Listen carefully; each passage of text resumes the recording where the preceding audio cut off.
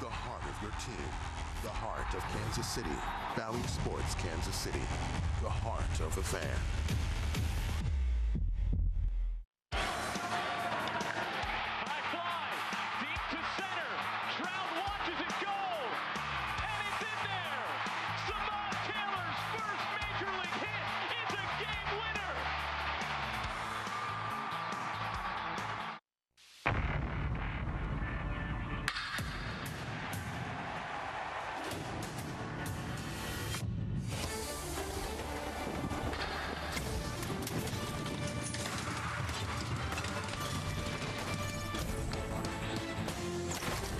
Doesn't get much more memorable or exciting from what we saw yesterday, but now today, the Kansas City Royals go for a second straight win over the Los Angeles Angels.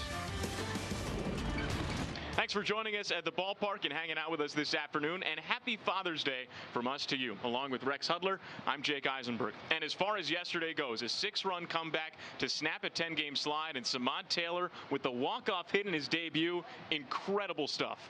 Playoff atmosphere here at the K. It was so exciting.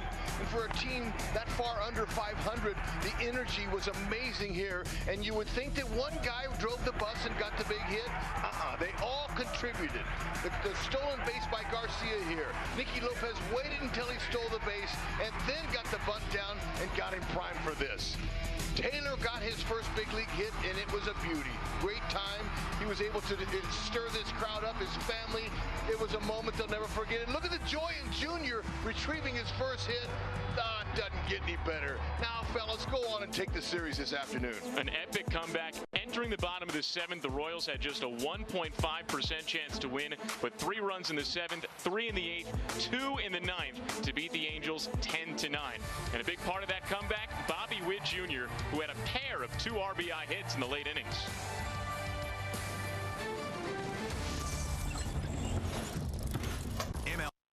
The ultimate late-night baseball party. See the night's biggest moments. What? The best interviews. We all love DJ Dan. And cutting-edge analysis from TV's best. This one takes the cake. That is awesome. MLB Tonight. Late nights on MLB Network.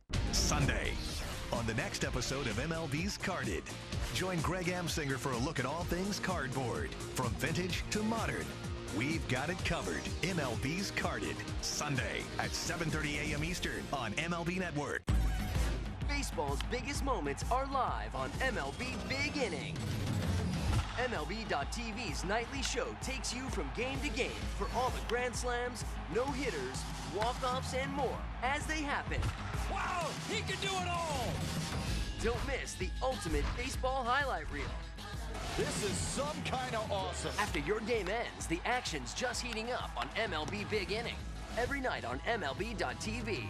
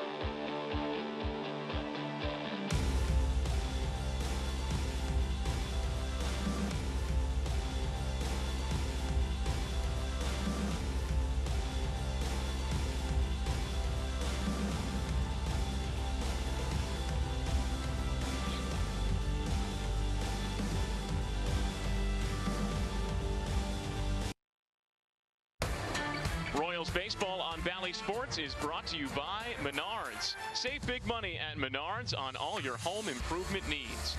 And by Surprise, Arizona. Plan your trip to Surprise for Royal Spring Training. Visit exploresurprise.com. A lot of contributors to yesterday's comeback win, but Bobby Witt Jr. was right in the middle of all of it. You know, that's exactly where he wants to be. An extreme talent. He plays like a 10-year veteran. His performance, his skill level. But he's only 23 years old. He's still trying to figure it out. But the last 14 games, he's hot as a firecracker. Look at that average. He's knocking runs in. And I believe it's all due to being more patient. Look at the improved approach in some of these numbers right here. What I like is the strikeout rate. Be tough to strike out. Look at that, just 10.2% now. Cut that down, get on base, and score runs, and let's see you run. Royals today look for a second straight win over the Angels. It's Tyler Anderson for the Angels, Zack Geinke on the mound for the Royals. And they look for a Father's Day win to wrap up the homestand. We love going to games, but good seats get pricey. So we use Game Time. Game Time checks ticket prices in real time and finds you all the best last-minute deals. We got our seats 20 minutes ago for 60% off. Last-minute tickets at the best price in seconds. Download Game Time now. Take control of your health by boosting your force field, the immune system. With the Aura Ring, you can listen to your body's signals and raise your defenses. Aura tells you when your temperature is higher than normal, how to improve your sleep, or if your heart rate shows signs of stress, so you can decide to push yourself or to lie low. Live smarter, stronger, healthier with the Aura Ring. Let's talk about ED. As you get a little older, things tend to work a little differently. I felt shame, embarrassment, guilt. Like something had been knocked out from underneath me. What HIMSS does is says, hey, look, don't worry about it. We got this part covered. 100% online. The whole process was very discreet. It made me feel like I'm a rock star. This product has changed my life. When it kicked in, I said, yeah, I'm back. I remember this feeling. Get started today at 4hims.com.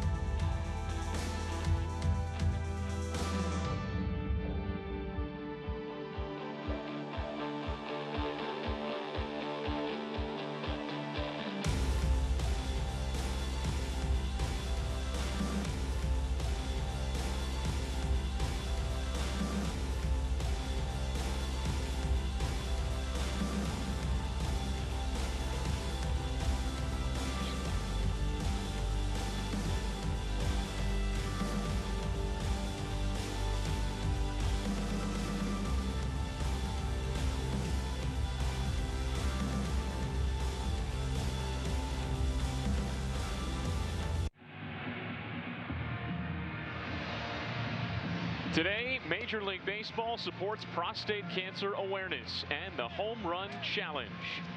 Happy Father's Day from Kauffman Stadium, and thanks for joining us for the series finale between the Kansas City Royals and the Los Angeles Angels. A little bit of rain earlier today, but the tarp is off the field. The skies have cleared, a little bit cloudy, but 71 degrees, very comfortable for a Sunday ball game in Kansas City. And now we take a look at the Angels lineup with Taylor Ward at the top. He homered yesterday, and Shohei Ohtani, who has been on a different level entirely over the last few weeks, right behind him with a future Hall of Famer Mike Trout in there as well, and a future Hall of Famer on the mound for the Royals and right-hander Zack Greinke, who makes his 15th start this season and second against the Angels. Oh, it's always fun to watch Zack Geinke pitch, the ultimate professional. Now you check him out, the numbers are great. Look at the walks. Are you kidding? 9 walks in 71 2/3. You love him challenging. StatCast, powered by Google Cloud. They show you his pitch arsenal, that 4-seam fastball, slider, curve, sinker, change. He's got 6 different ones. His fastball velocity on his 2 and 4 seam averages 89.6, 5th slowest among qualified starters. But opponents have only recorded a 114 opponent average, and on that inside fastball, best in Major League Baseball. You don't have to have a big fastball to win games. Defensively, Samad Taylor, wow, how can he duplicate yesterday? He's got 3 outfields, he's got his 2nd start of the year. Blanco out there in right field. Matt Duffy, his 15th career start at first base and his first this season, and sponsored by Ford around the horn. Let's hope they can make the plays for Geinke, as he loves to induce soft contact and roll them up. There's a crew chief, Todd Titchener. It's Jeremy Riggs, the home plate umpire, the nice blue mask. Also got Brian Knight at first, Tony Randazzo at third, and we're underway at the K with strike 1 on Taylor Ward. You ask Geinke what's his best pitch, he'll tell you strike 1. Strike 2 is a pretty good pitch as well. That's a sinker over the inner edge. See the full powder blues for the Royals today. Royals wore those on opening day as well this year. 0-2. On the ground at third, and Michael Garcia scoops it up and makes the play for the first out of the game. Now Geinke last time out gave up 3 runs on 6 hits in his 5 innings. 2 of those 3 runs scored in the 6th inning. Geinke pitched into the 6th, gave up back-to-back doubles, and then an inherited run came around to score. But it's another start where Geinke has given the Royals a chance to win. Also, no walks again.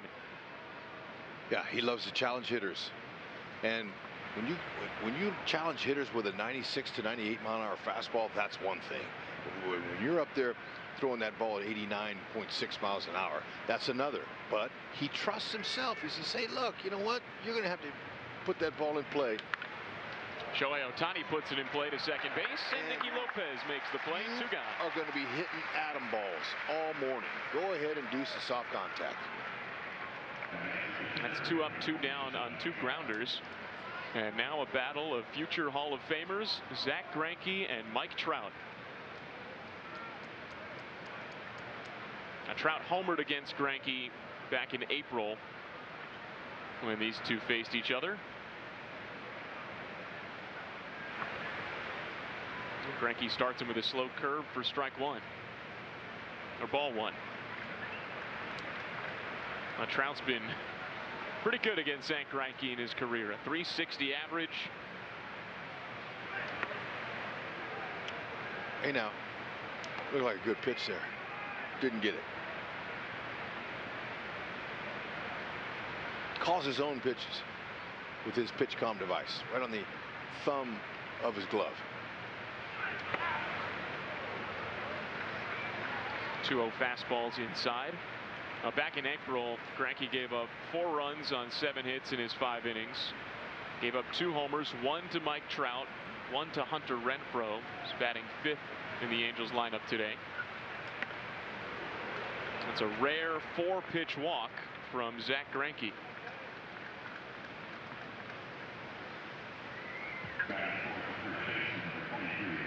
Brandon Drury. Man, oh man, can they shut him down today? But in the first 2 games of this series, he's beat you every way you possibly can. He dumps him into right. He's been pulling him down the line, and he can leave the yard. He's got some pop. He's showing it. Breaking ball, fastball, don't matter. Hot hitter like him, keep it down. 2 home runs yesterday for Drury, and it's a sinker for strike 1. He's now 30 years old, from Grants Pass, Oregon.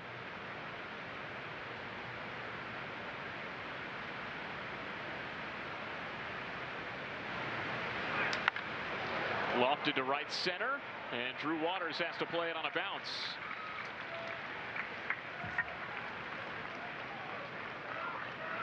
Back-to-back 2-out base runners for the Angels. Breaking ball that stayed up. A lot of guys are going to try to turn on that. But he let the ball get deep to the catcher's glove and just put an easy swing on it. Off the end of the bat was good. If he barrels it, he probably gets to catch it.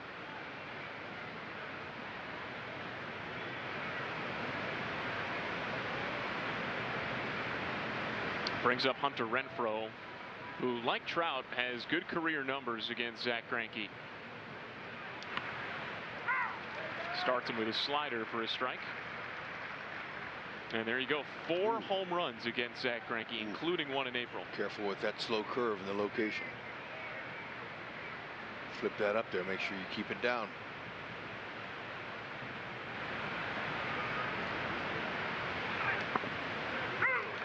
Yeah, stay on the edges just like that. Now the curveball, is giving Zack some trouble. Early in the season, he threw it a lot. It was his #1 pitch. But the opponent started timing him. He was hanging him 370 average, 6 home runs on the curve. So he moved away from that. It went more to his 4-seamer and his slider. 0-2.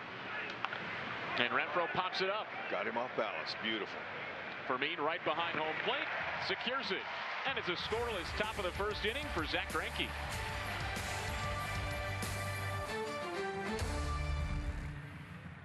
Attention cancer victims who use the weed killer Roundup.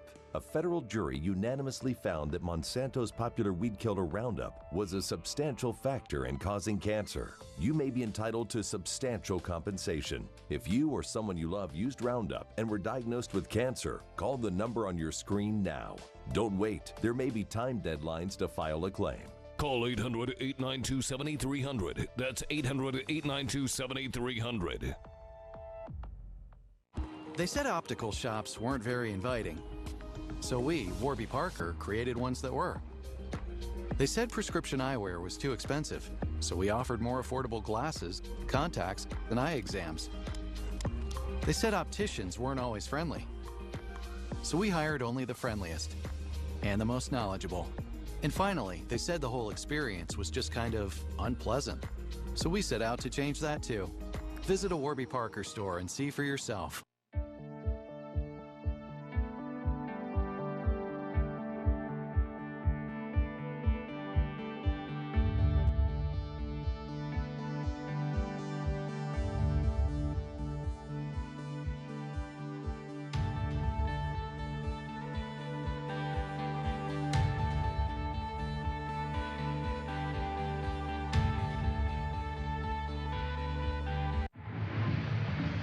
Royals lineup today has Matt Duffy in the leadoff spot. It's an off day for Nick Trotto, an off day for MJ Melendez as well. Red hot Bobby Witt Jr. in that 2-hole. Samad Taylor, after his magical day yesterday, bats 5th. And that's against the lefty Tyler Anderson, who's making his 13th start of the season and his 2nd against the Royals. Today's actually a rematch of the game in April between Anderson and Geinke.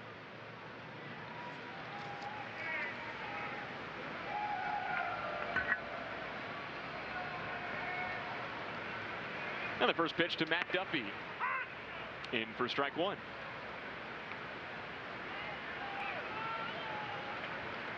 .316 average for Duffy. It's a .385 average at Kauffman Stadium. That's this season. It's the 3rd highest home batting average in baseball. The minimum of 45 plate appearances. Duffy puts it in the air to shallow left. Taylor Ward's got it, 1 away. Defensively today, behind Tyler Anderson, Hunter Renfroe's got 5 outfield assists. Trout has 2. Taylor Ward has 3. So they got good arms out there in that outfield. Chad Wallach, 25th start of the season. He's a son of Tim Wallach, former 17-year big leaguer, 260 home runs. Chad, make sure you call your old man and you wish him a happy birthday, or excuse me, happy Father's Day, buddy. Tell him Hud says hi, man. I love that guy. Me and his dad were teammates on 2 teams, and to watch these kids growing up, it's just great to see him become a big leaguer. How does it make you feel seeing sons of your teammates on the field? Proud, man. Are you kidding? Not old? No, heck no. I'm not. You only. I take Satchel Paige's line. How old would you be if you didn't know how old you were? That is perfectly said. 3 balls, no strikes on Bobby Witt Jr., who had a big game yesterday. A couple of 2-run hits in the late innings as part of the comeback.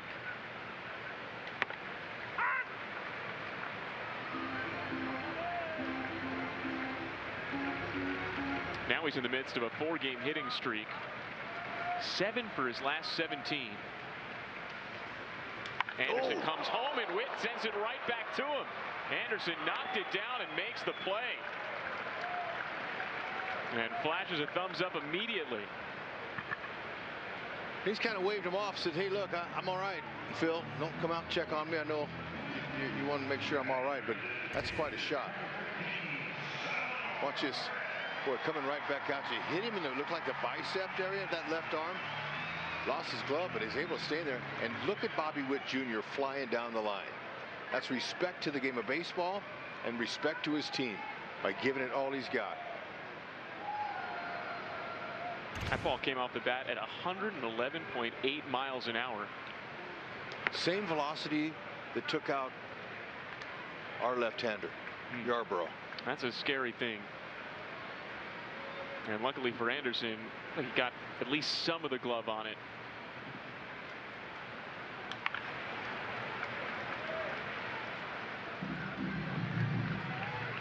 Let's check out his pitches. 4-seam fastball. You know, most guys have that. It's not going to be overpowering. 88 to 93. Changeup's the one to look for. 41% to right-handers. A lot of changeups. Some cutters in on righties. Right-handed hitters are hitting 321 off the changeup. So, you know, look for the heater, and the changeup's easy to adjust to, especially if it's elevated. Bound it. Now the 1-2 to Salvi. And there is the changeup, and he pokes it away. He's got the highest rate of changeups to right-handed hitters in baseball. And those right-handed hitters are batting over 300 against his changeup. It's quite the combo. Exactly. Now, when you got a guy who throws that many changeups, you can actually go up there and spit on the fastballs and look for the changeups and get one. Perez pops it up right behind home plate. And there's Chad Wallach, who makes the grab. A 1-2-3, bottom of the first for Tyler Anderson. We go to the second, scoreless. If sports fans built a streaming service. What's going on? I think we found a way to stop fans from destroying their TVs when their teams lose. How's it work? Hey, Charlie. Philly lost. I'm sorry, I'm going to have to put you on hold for just 1 second. Okay. No!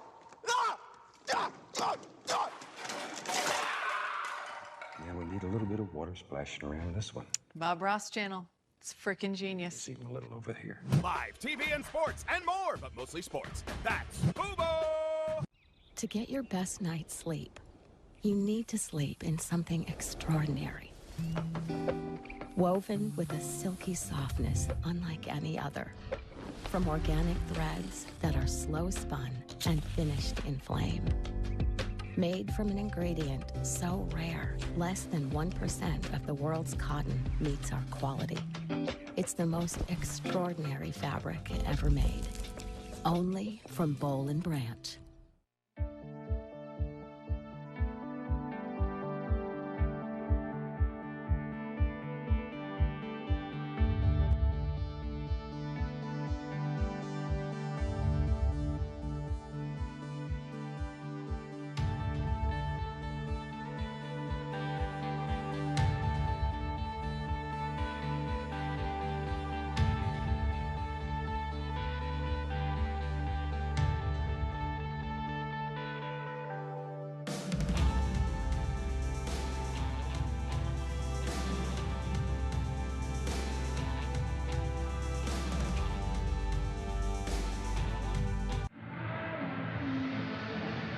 Today we participate in the Home Run Challenge. Every home run in this game raises money for prostate cancer research. So far, $1.8 million have been raised. You can make a pledge by going online to pcf.org/home run challenge. Chad Wallach starts the top of the second inning with a towering fly ball off to the upper deck in the left field corner.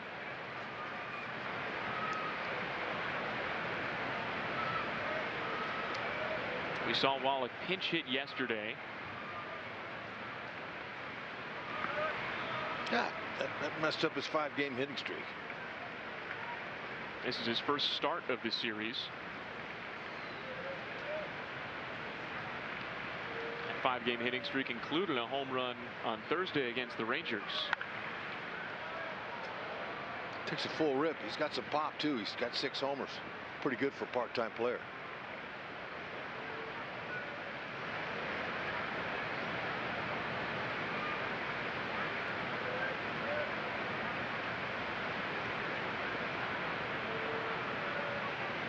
One, two. Just foul. Chad's got 2 older brothers. So, you know, when you're that young, when you're always getting picked on, beat up, whatever, that made him tougher. And he ended up being the biggest one of all of them. And they all played, but they didn't get as high a level as Chad's had.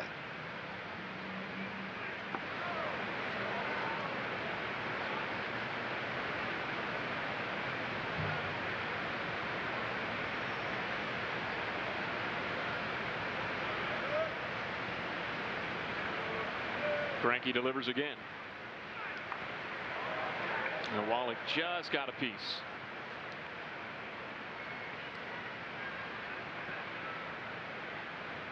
His father, Tim and Lori, great people. Got to know Tim very well. Like I said, 2 teams. We got to be teammates on. What a tremendous father. He was always around his kids in the off season. Took care of Lori, let her sleep in, let him take care over. And that's a sign of a great father who can. Not enough room for me in there. Oh yeah, no, that's. Woke up a couple fans in back of the plate. But just to, you know, being a baseball father is hard because you're gone for 6 months out of the year. You're expecting your wife to help out and do most of the stuff, and when you come home in the off season, you know, in order to keep your marriage good, you better give her some time because it's just not easy. And that's not a glamorous job. People might think, oh, being a wife of a ball player is glamorous. It is not. Matt Duffy on the line, makes the catch. Let's hear from Joel. Well, Samad Taylor still flying high after yesterday. At about 11 this morning, he said he had 416 texts, and he'd only been able to get to 10 of them. He isn't even going to look at social media at this point. There's no time until he has a chance to relax. As for yesterday, he said as the Royals were rallying in the 8th inning, a thought crept into his head. Wouldn't it be crazy if we come back and my first hit as a big leaguer is a walk-off? And it ended up happening. He said he remembers the crack of the bat, looking at the dugout. He remembers first base coach Damon Hollins tapping his hand and telling him to touch first, and he remembers nothing else from that point on. He remembers Bobby giving him the ball only because he saw it back on video, did the interview, and the rest is history. And guys, as the dust settled and the Gatorade splashes and the team went up to the locker room, he finished his interview with me, and there was one guy waiting with a huge embrace in the dugout. It was his former travel ball teammate, Nick Prado. Fantastic, Joel. You make me cry again. You can't write that up. I mean, that's a perfect Hollywood script right there for any young player to come up and just to get your first big league hit is enough. But to be a walk-off and then have your buddy Prado, you know, your close friends see you, it's hard to top that win yesterday. That's one of the greatest wins we've ever witnessed. And, you know, before the game today, there's their buddies. All grew up together on the same teams. You know, you'll never lose that bond. And that's perfectly okay before the game to hug your opponent, even if it's, you know, he's on the other team. Just recounting memories, getting a little picture and remembering the moment. And they'll keep that picture when they're long retired from the game. It'll be on their man cave wall, and it'll be special memories right there. 2-2 on Michael Stefanik. High chopper to third. Garcia's got it. 2 outs. And you know, Jake, in baseball, there's memories made every single day at the ballpark, whether it's fans' interaction with the players, whether it's players on players. But, you know, you're never going to have a memory like this at a moment like that. Look at his family. That's so great. He'll keep this forever. Look at the joy in Junior retrieving his ball for him. You see that? That's energy. We talked about the energy he brings, but we had no idea in his first big league game he was going to energize the entire country. People see that and they get emotional. and they're happy for him. It was really, really special yesterday. One of the things that stuck out with Samad Taylor, everyone kept asking, what's it feel like? You know, how do you describe this? And, you know, really the only words that he really had to describe yesterday was that he didn't have any words to describe it. But you know what? He'll have time to recount. And also, he'll have some slow down time maybe the next week or so that he can catch up on some of those texts that he's got from his buddies. But, you know, right now, I love it. Keep the noise alone. Leave the noise where it's supposed to be. Keep your focus on what you're doing day to day. As we all know, the modern day player has a lot of distractions out there with social media and all that stuff. Well, for Samad Taylor, only 406 texts left to answer. Incredible. Maybe a few more when this game's done today. 0-2 on Luis Rengifo. The ball one in the dirt.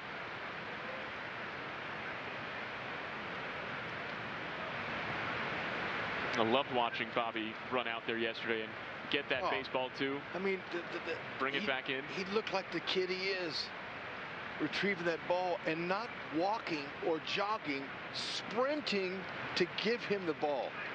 That might have been one of the best part of the moments there, was just to see the joy on his teammates, all of them. Watch this again. Look at this. Look at his face. Look at that smile. Look at him. that right there will bring tears to your eyes. Now, the Royals put it on their TikTok and said it was pure golden retriever energy. No doubt. And he's holding that ball up like it's some kind of prize. It's like a kid in the stands that gets a ball. It just don't get any better, folks. And you can't write moments. No wonder he didn't remember. He's saying, somebody handed me that ball. He didn't even look at, didn't even thank him. He didn't have to. Gave it a little kiss. We just had a batter violation on Luis Rengifo. That ends the second inning. And so we're scoreless heading to the bottom of the second. Got to go.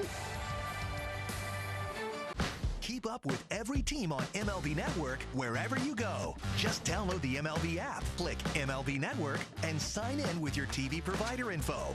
Then watch MLB Network all day, every day, your way. If you love baseball, you need to watch Baseball's show of record, MLB Tonight. We've got a bunch of games kicking off. Who gets you ready to start the evening? These guys. With Harold Reynolds, I'm Adnan Burke. Good to have you with us. Join Harold and Adnan for a first look at the night's matchups. Shohei Ohtani. We're going to talk about this guy forever. First take from the players. Thanks for joining us, man. Thanks for having me. And the first of many breakdowns. Let's put this in perspective. Then, as your game night continues, stay tuned for the ultimate late-night baseball party. With live look-ins to the night's biggest moments. MLB Tonight takes you live inside the park. The best interviews. I've never asked a player, you need a blanket? It is kind of cold out there. And cutting-edge analysis from TV's best former players fresh off the field. Get your hands up. There's nothing quite like MLB Tonight. That is awesome. This one takes the cake. This is going to be a big deal tonight. Exactly. You can't top that. MLB Tonight, every night on MLB Network.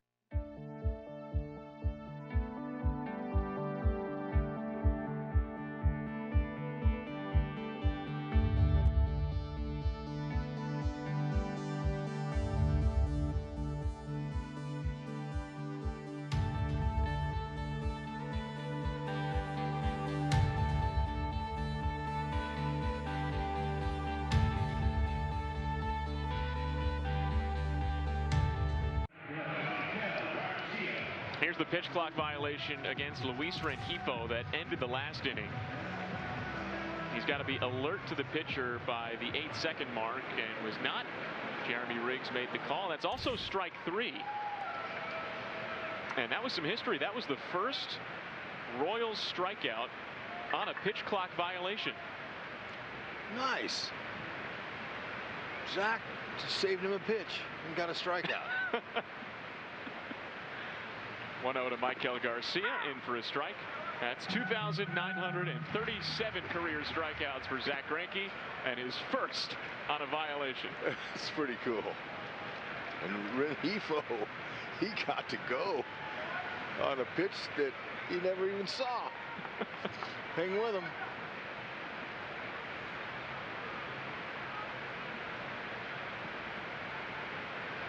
Tyler Anderson retired the Royals in order in the first. And now the 2-1. You see that motion from Tyler Anderson, the way he holds his glove up near his ear. There's a little hesitation in the delivery too. Yeah, and he always looks over to the on-deck circle. I'm not sure why. Garcia smacks into the left center field gap.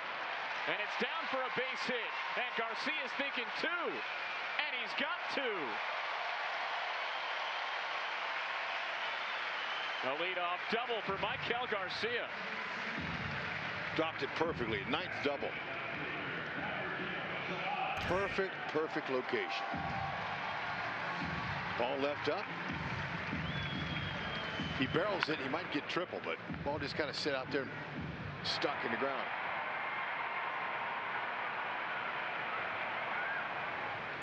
Clean.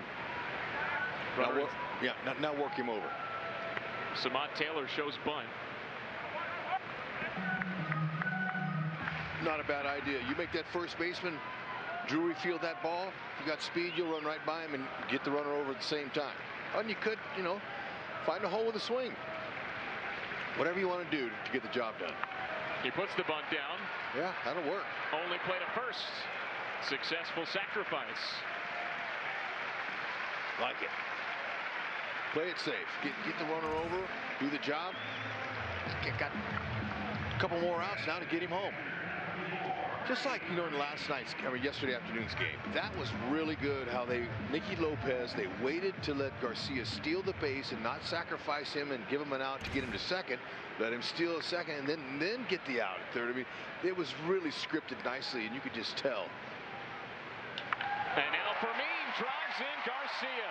First pitch swinging, and the Royals have a 1-0 lead in the bottom of the second.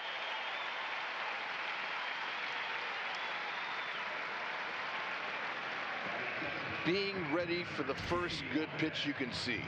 And there it was, right in the middle, not overpowering, looked like another changeup. Those pitches, like I said, you can go up there and look for them. And man, when they're up in the zone, you can do a lot with them. The Royals went 6 for 10 with runners in scoring position yesterday. Ooh, Nicky Lopez gets brushed back. And now with Fermin's hit, the Royals are 7 for their last 11 with runners in scoring position.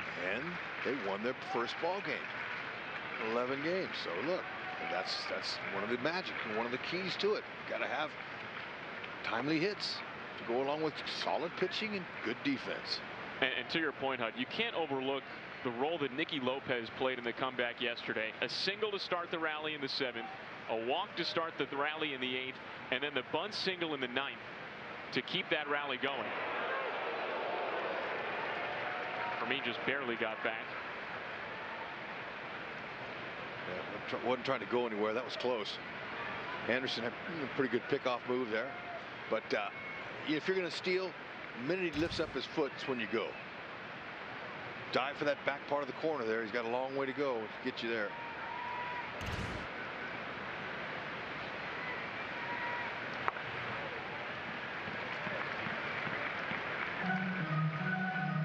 Anything you can to get on base. Keep those big hits coming. Now 3-0 on Nicky Lopez.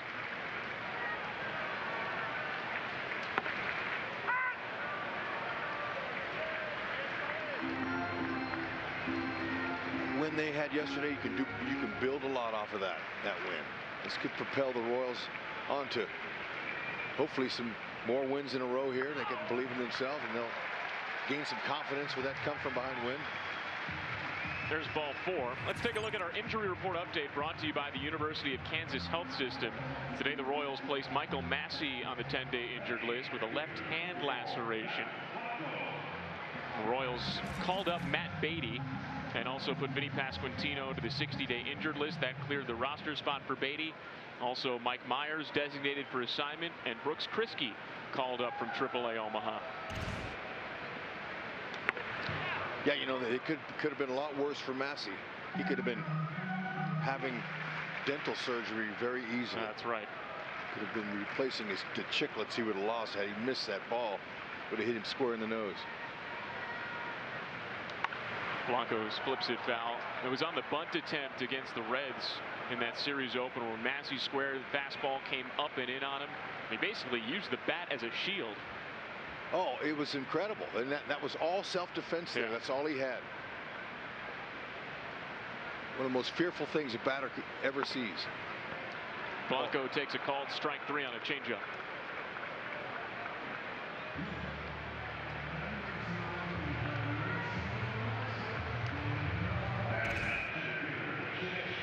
Going to throw changeups, we told you. Now that ball is a little bit down. Chad made it look good. Chad Wallach behind the dish. Anything close to the runner in scoring position, you got to hack or they'll send you back.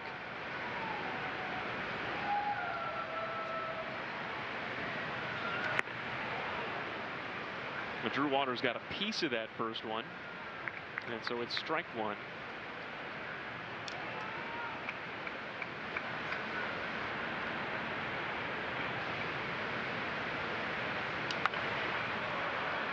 All right, here it is, folks. You put yourself in Massey's shoes right here.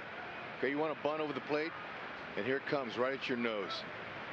So his finger, he couldn't help it. I mean, his finger got in the way, but wasn't expecting a 100-mile-an-hour ball thrown right at his face like that, and it cut it. He showed me the next day his batting glove had some blood on it, and it cut it. And because it's on that index finger and it bends all the time, it's hard to heal. You can't heal it. You're always bending your fingers, and you got to have every bit of those fingers to be able to perform in baseball. If you don't have your hands, you're in trouble. Waters stays alive. Still 1-2. Let it heal up. Let the skin grow back together. Give it some time to go, and then come back and get back in that driver's seat.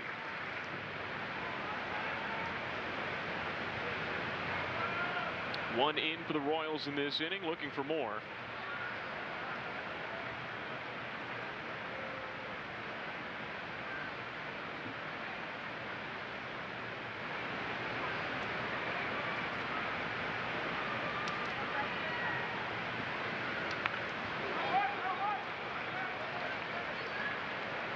Waters, good swing there. It was a high fastball, but he wanted Tommy Hawk that and attack it. He's now fouled off 3 of the last 4 pitches. Okay, now sit on the change. Think right field, react if it's elevated. And you can pull it. Another 1-2. And now 2-2.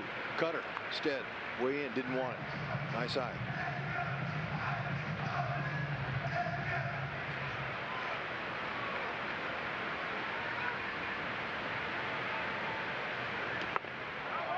Change up off the plate. Look for another change.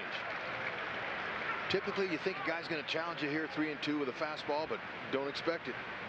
But don't get beat by it either. Payout pitch.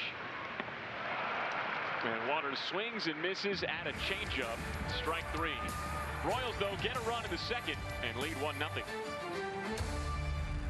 Wake up to baseball's biggest stories. Robert Flores wearing tweed. Wake up to big-name guests. Very special guests hanging out on the crushed red velvet. This show is tough to get ready for. And wake up to a whole lot of fun. Wearing a robe holding a wooden phone. MLB Central. It is absolutely hilarious. The show baseball fans and baseball players wake up to. Show's starting to pick up. I love the energy. I love the unexpected performances. Weekday mornings on MLB Network. We'll have a little fun and we'll laugh. Every hero has an origin story. The MLB Draft Combine, an exclusive look at the game's next prodigies, phenoms, and future heroes. Leading up to the MLB Player Draft. Live coverage only on MLB Network.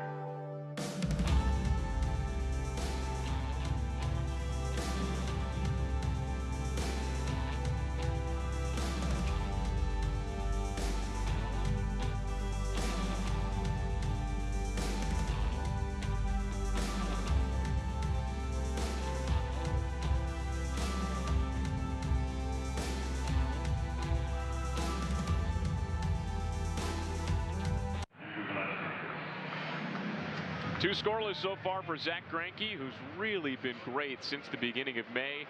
3.54 ERA, 32-3 strikeout to walk ratio since the beginning of May. That's over his last 8 starts.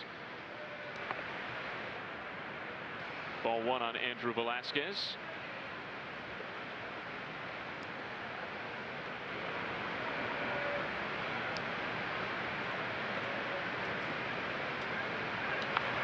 And he fouls it straight back, 1-1. You know, you hear us talk about how this game of baseball is a game of adjustments. Well, look at the adjustments that Zack has made. March and April, look at the curveball was #1, 4-seamer of the slider. Look how he's made some adjustments over there, and look at the opponent averages on those pitches on the left. Curveball big, he says, okay, I can't do that anymore. I'm going to have to change it all around. And now he's got it to where he feels pretty comfortable with the mix. He's only going to flip up that curveball every so often and not use it like he did early in the season because it was getting hit. He's throwing fastballs, 4-seamer and the 2-seamer combined, now over 50% of the time.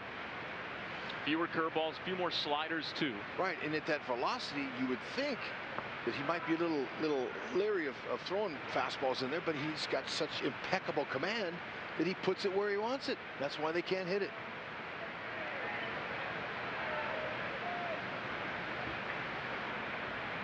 Slider's been a great weapon too. A 118 average against his slider since the beginning of May. There was a changeup to Velasquez. Still 2-2.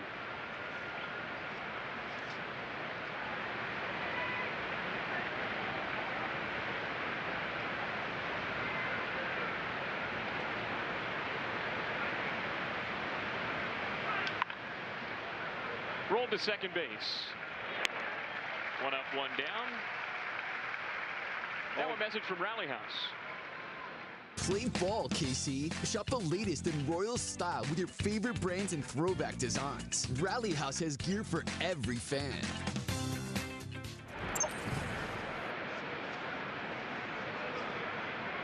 Back to the top of the Angels lineup and Taylor Ward.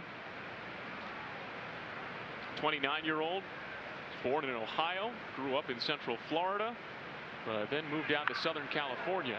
Nicky Lopez elevates and grabs it.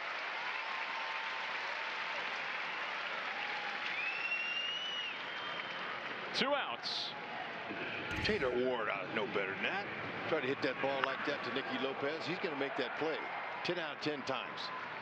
Had to time the jump. Sometimes you jump too soon. You hope you don't jump too late. Little wave to his dad out there. Do you see that? How about that? Happy Father's Day, Dad. You taught me how to jump.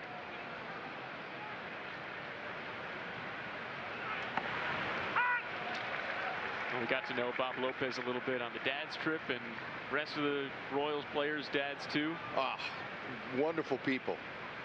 He and his wife both beautiful, and they're fun. And they've got themselves a big league son. 0-2 on Shohei Ohtani. It's also a Nicky Lopez bobblehead day. Today's the Nicky and Vinny bobblehead. The Simba pose. Remember that from last year? It's a beauty.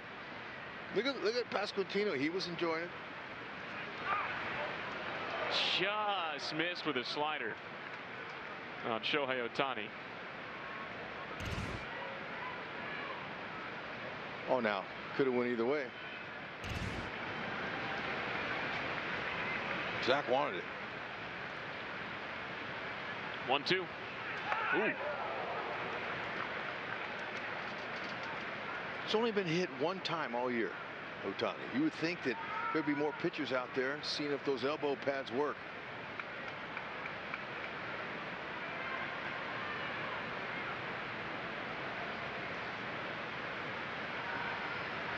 Slow curve, got him. Ohtani's down swinging. 2 strikeouts for Geinke and 3 scoreless innings on Father's Day. Beauty. You want highlights? Quick Pitch has you covered, packing all today's biggest plays into one lightning-fast hour. What a play! We live today, preview tomorrow on Quick Pitch. Late nights and every morning, only on MLB Network. Imagine an entire channel dedicated to taking you to the most exciting moments in baseball as they happen. And it's gone! With live look-ins to clutch at-bats. A walk-off flare! And players on the edge of making history. This could be it! 62! It's the best seat in the house at every ballpark. All commercial-free. Can you believe it? MLB Network Strike Zone. Wednesdays and Fridays, all season long.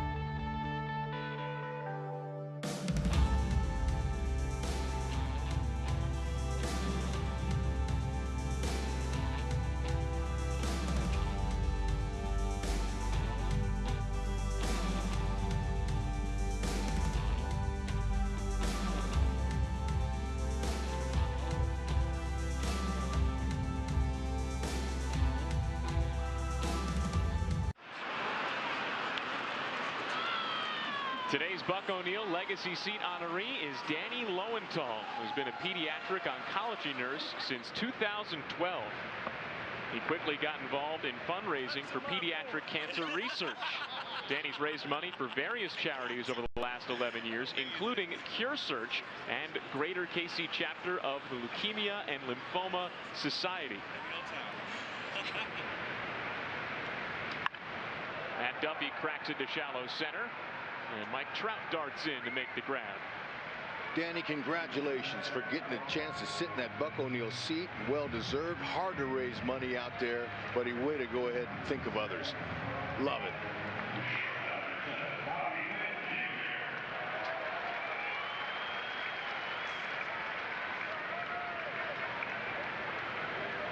Second time up today for Bobby Witt Jr.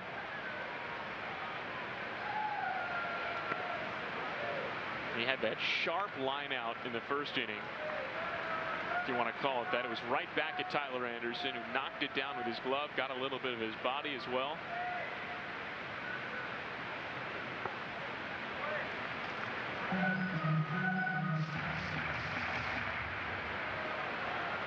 Not just a 4-game hitting streak for Bobby, also an 8-game on base streak.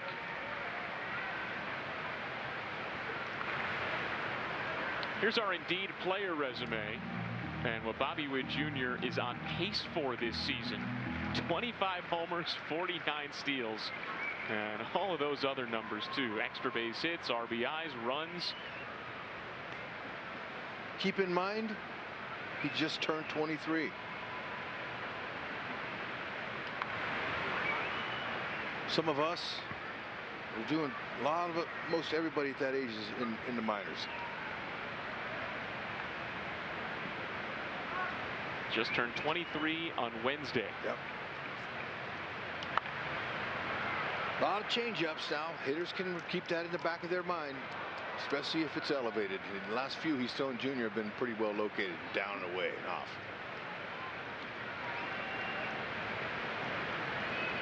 He's really come on strong this month, batting .327 in June. Yeah. Spit on it. It's not yours. And, you know, Anderson, a lot of guys that don't throw overpowering, they all have some deception in their delivery, but this is intentional. You see how he kicks his leg. We'll show you in his windup. He kicks it a couple of times out there, kind of distract the hitter a little bit from picking up the release point. But as a hitter, you let that go.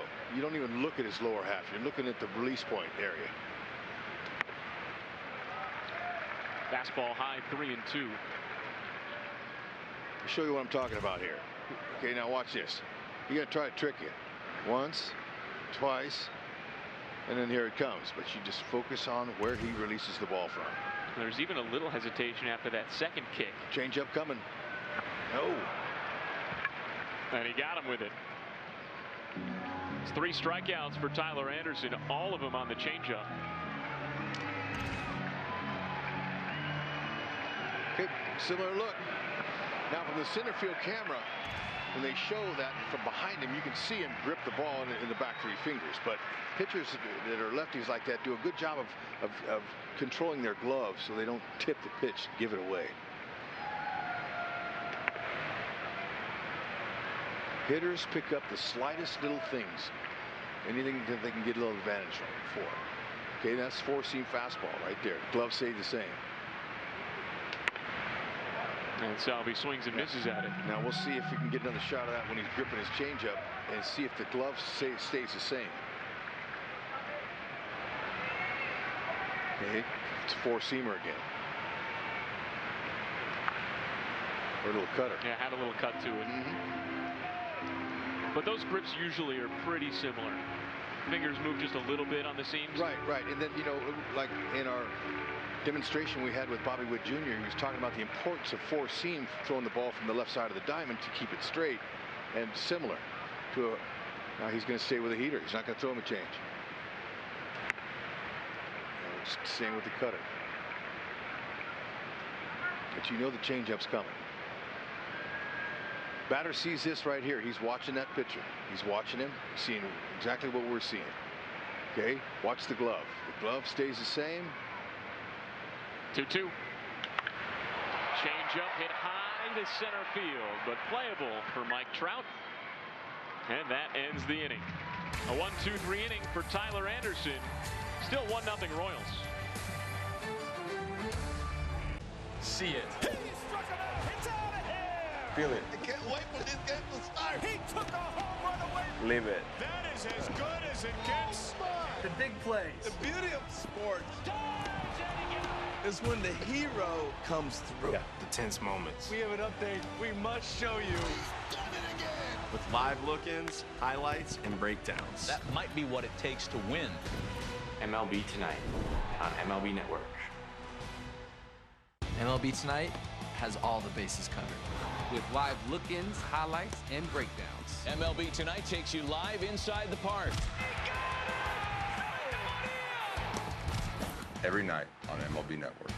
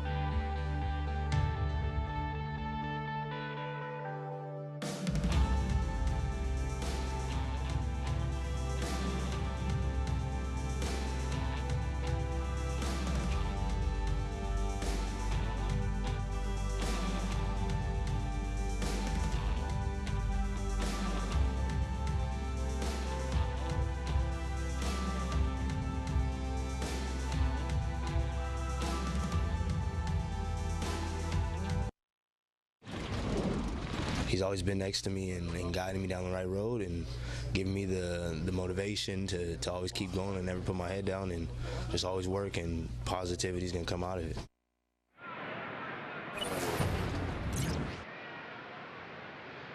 Father's Day greetings that we recorded from Samad Taylor to his father Jamal. Of course, he should have been able to do that this morning, because I'm joined right now by Samad's parents, Jamal and Charlotte. His sister and girlfriend are here as well. First off, let's start. I mean, we have to on Father's Day. Jamal, I don't know if you've ever had a Father's Day gift like this. Maybe it came a day early. Tell me about Father's Day this weekend for you and what it means.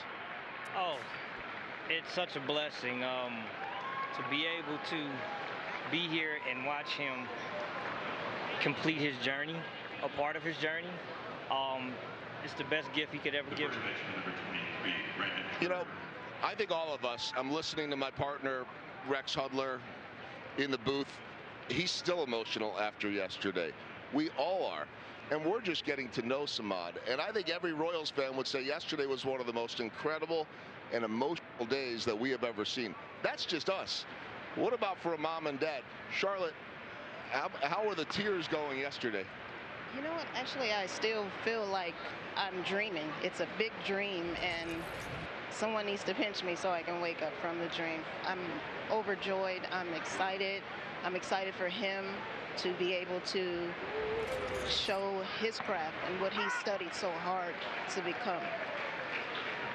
I don't know that there was a dry eye yesterday, Jamal. What were the emotions like for you? And we kept seeing shots of the family every at bat, and then that moment, and I'm down on the field with him, and he's looking up to you guys and pointing to you. Tell me about the emotions. Well, for me, I was just really trying to maintain cool. You know, I was kind of all over the place. The butterflies, but I was trying to do my best to mask it. And, you know, I'm like him. It was hard to put into words, you know, because it's from the beginning, from him being a 3-year-old in the front yard rolling the ball, and him proceeding through this journey to get here. It's still, right now, as I sit here watch him, and he's in left field, this is a dream. It doesn't seem real. It really doesn't seem real. And as his dad, I could not be more proud of the young man he has become. You know, it's just, she speaks better than me. I don't have, it's hard for me to put into words. We have, I think, rendered all of the Taylors speechless this weekend for good reason. And Samad said, I've never been speechless before, but he was still trying to put it all together this morning. Me neither. I'm usually, you know, I'm nonstop, but this again, the blessing he's receiving, you know, I just want the man above to just keep, you know, bestowing him his blessings. Your daughter, I know, is looking at you right now like, wait, I've never seen my dad speechless before. I got to ask you, we have all these cool pictures that Jeff Prado sent us in from travel ball. It's unbelievable to think that 3 big leaguers on the same field yesterday played travel ball at 10, 11 years old. What do you remember about that group, Jamal? A bunch of kids who just got after it. They got after it. And you honestly, you saw some special talent among those kids. Because like I said, they had 5, 6 kids that are now currently, well, along with those 3 that are in the majors, there are a couple more coming.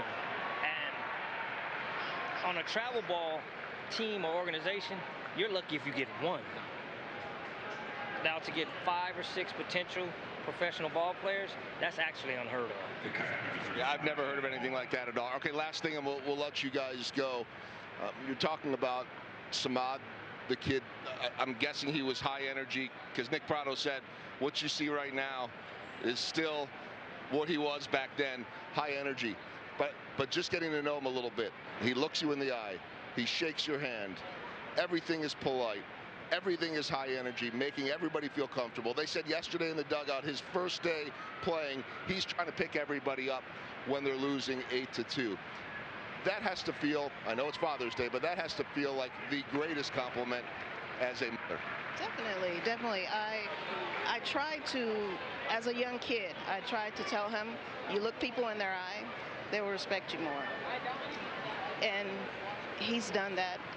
The thing is, I don't ever remember anyone saying anything bad about Samad. So sometimes I'm like, okay, are they really telling the truth? Because this kid at home this guy's bananas. He's nonstop. From the time he's up in the morning to the time he's going to bed. If it's not some baseball stuff, it's like him just looking at baseball videos. And that's, you know, some people would like to, you know, at this present time, want to go out and party and all that stuff. Not Samad. Samad is looking and trying to get better at his craft. And at 3 years old, my son told me, Mom, I'm going to be a professional baseball player. Tell him, hey, the world is yours, kid. You can do whatever you want to do. Just put your mind to it and you'll be great at it. And look at him today.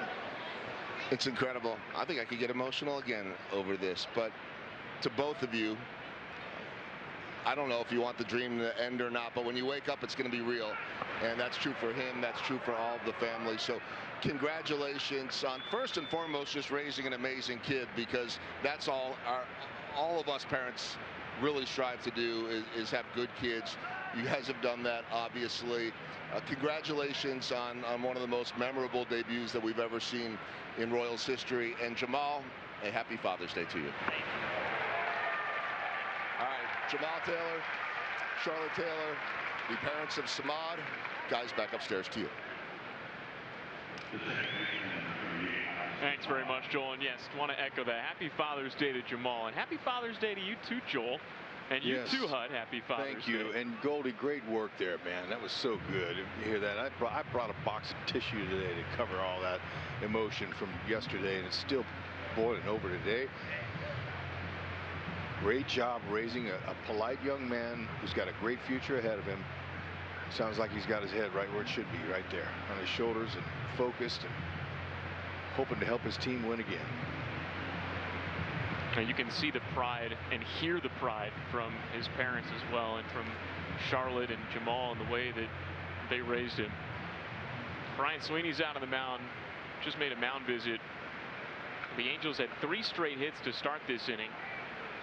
Mike Trout double, a Brandon Drury RBI single to tie the game, and a Hunter Renfroe single. Geinke just struck out Chad Wallach with a curveball. And now it's Michael Stefanik with runners on first and second and 1 out. Yeah, keep that ball down low and put him in the lane. A little double play action here.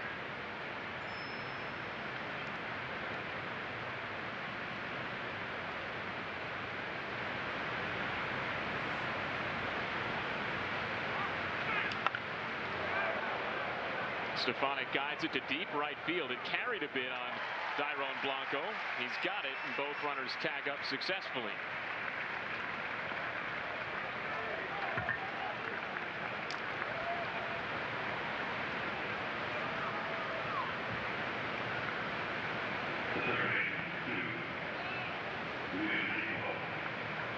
Another thing I'm really enjoying watching Zack Geinke pitch and perform out there. When he's out there, he is like his sons.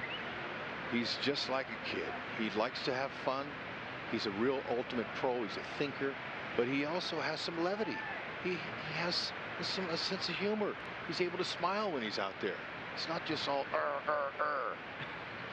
You remember the line drive he caught his last start to turn that double play? The smile he had after that? Right. Or early on this year when he cut off a throw in from the outfield and threw behind the runner at second. Yeah, you know, when you're young, your focus is intense. But now at his stage in his career, he's what we like to call smelling the roses. Like to pitch a few more years, I'm sure, but he's in. Ouch. I might have got the bat. You know, Luis Rengifo is staying in the boxes if it got the bat. Only now is he taking off the protective gear.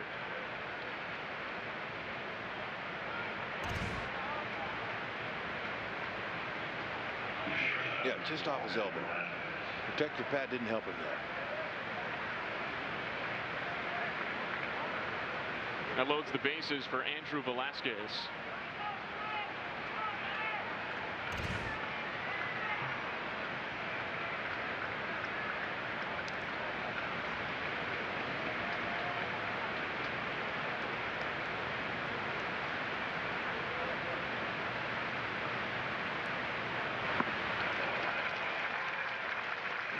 This is when you really appreciate a master craftsman like Geinke.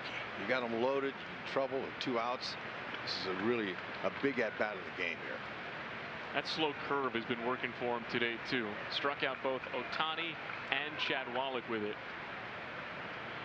And he gets strike 1 on Velasquez with it too. And now strike 2 with a fastball on the edge.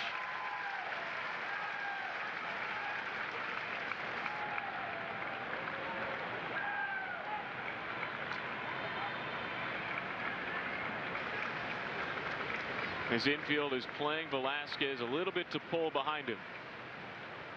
0-2. Just low.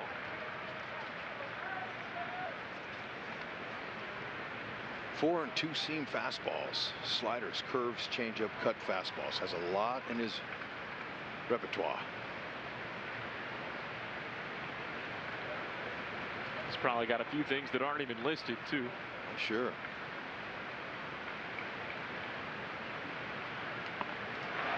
Went back to the Kerr and just missed.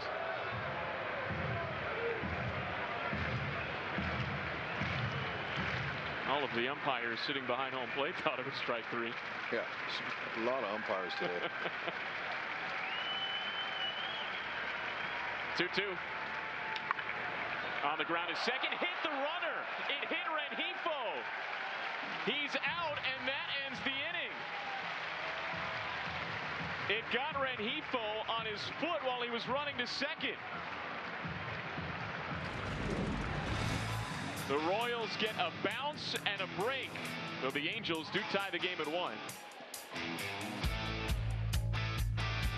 I started experiencing some slight symptoms of ED. She asked me, "Do you love me anymore?" And so I knew I had to do something about it. I came across RexMD, and you go online, you answer the medical questions. The medication is at my house within a couple of days. My partner thinks that I am a rock star. It's literally life-changing. Because it is effective, I say I'm on a second honeymoon. Get started today with RexMD.com. With ButcherBox, you never have to worry about what's for dinner. We deliver grass-fed beef, organic, free-range chicken, humanely raised pork, wild-caught seafood, and so much more. Get high-quality meat sourced from trusted partners with free shipping always, so you can always be prepared and enjoy the important things. Join ButcherBox today and get 100% grass-fed ground beef free for a year.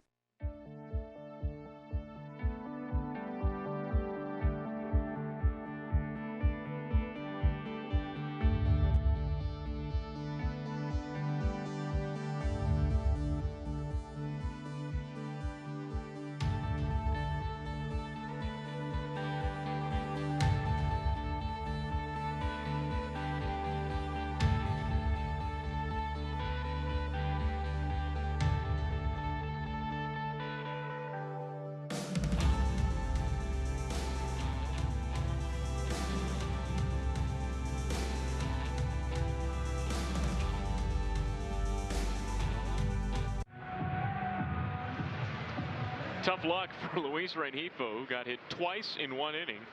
Hit by a pitch and then hit by a batted ball. And we start the bottom of the 4th with the game tied at 1. It's in the books as a base hit for Andrew Velasquez. And then Rengifo's out. Runner's interference. Garcia floats one down the right field line. Drops in fair for a base hit. And he's 2 for 2 today.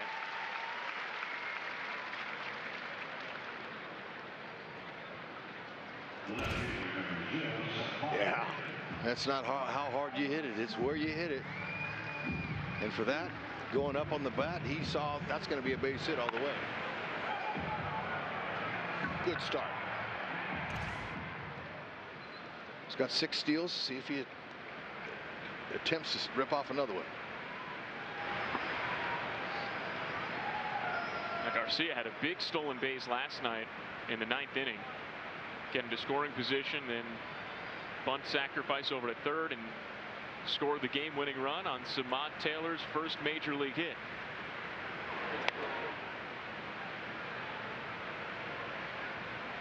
So Samad, I don't think he'd be bunting here, but he tipped it off like he possibly would.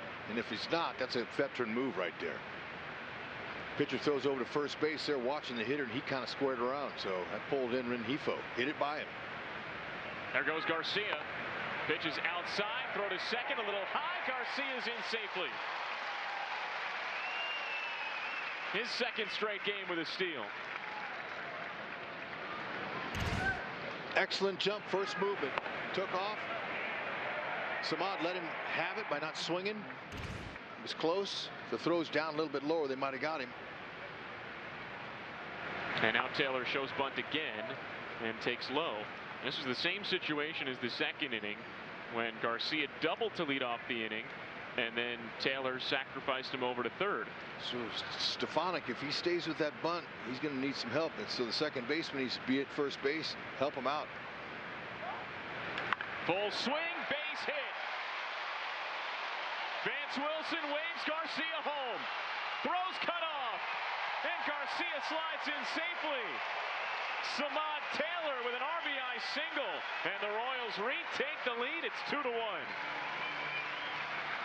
Yeah, why would you bunt when you don't need to? You got hands like that. Go ahead and put them to the baseball with that barrel.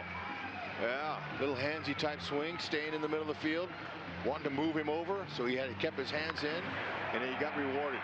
And nice job by Garcia. He got an excellent jump. If he doesn't get that kind of jump, Vance Wilson cannot send him home. Freddie Fermin takes a strike. And so there's Samad Taylor's second major league hit. And second RBI. That's right. Ribbies attached. He stole 34 bases at the AAA level this year.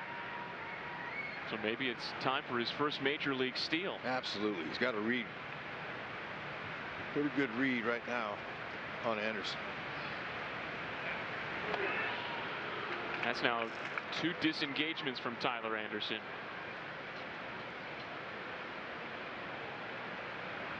Taylor was only caught 6 times this year at AAA.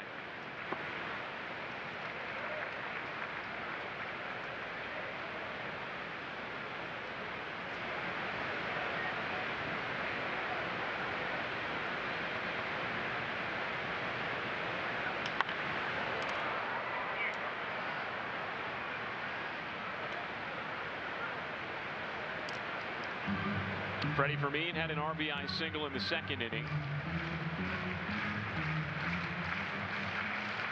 He was first pitch swinging then. Now he's in a 1-2 hole.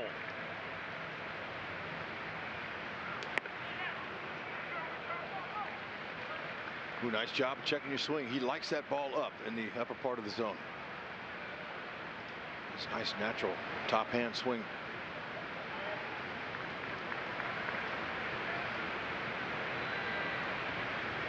Two.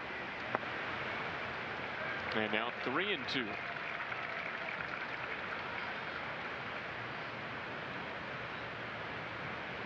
Nicky Lopez on deck.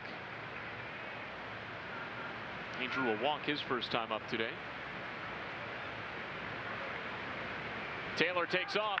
Fermin lines it right back to Anderson, who snares it and doubles off Samad Taylor. All reaction and tough luck for Taylor. And there are 2 outs. Yeah, tough luck for Fermin too. Now, had he not caught it, the second baseman Stefanik would have been right there, but still great reaction. 2 balls right at him, and he's able to get outs on this afternoon. Great reflexes. Nicky Lopez fouls the first pitch. Got a piece of Chad Wallach. Told you it was Nicky Lopez's bobblehead day. This was between innings. There's Slugger and Slugger's dad doing the Simba pose that you see on the bobblehead. Oh, no. Off to a good start, but tough finish for Slugger. That dad's getting a little bit weaker in his older age. Couldn't quite hold him.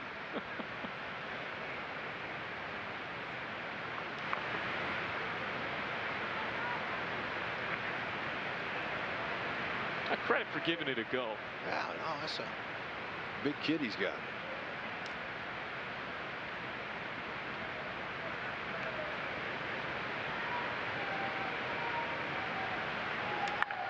Lopez serves it to center, and Trout plays it on a hop. 2-out single for Nicky Lopez. He's on base for the second time today.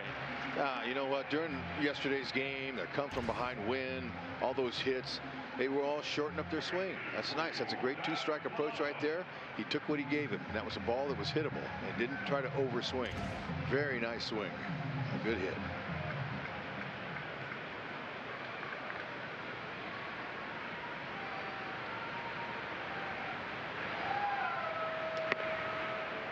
Big swing and a miss from Dairon Blanco.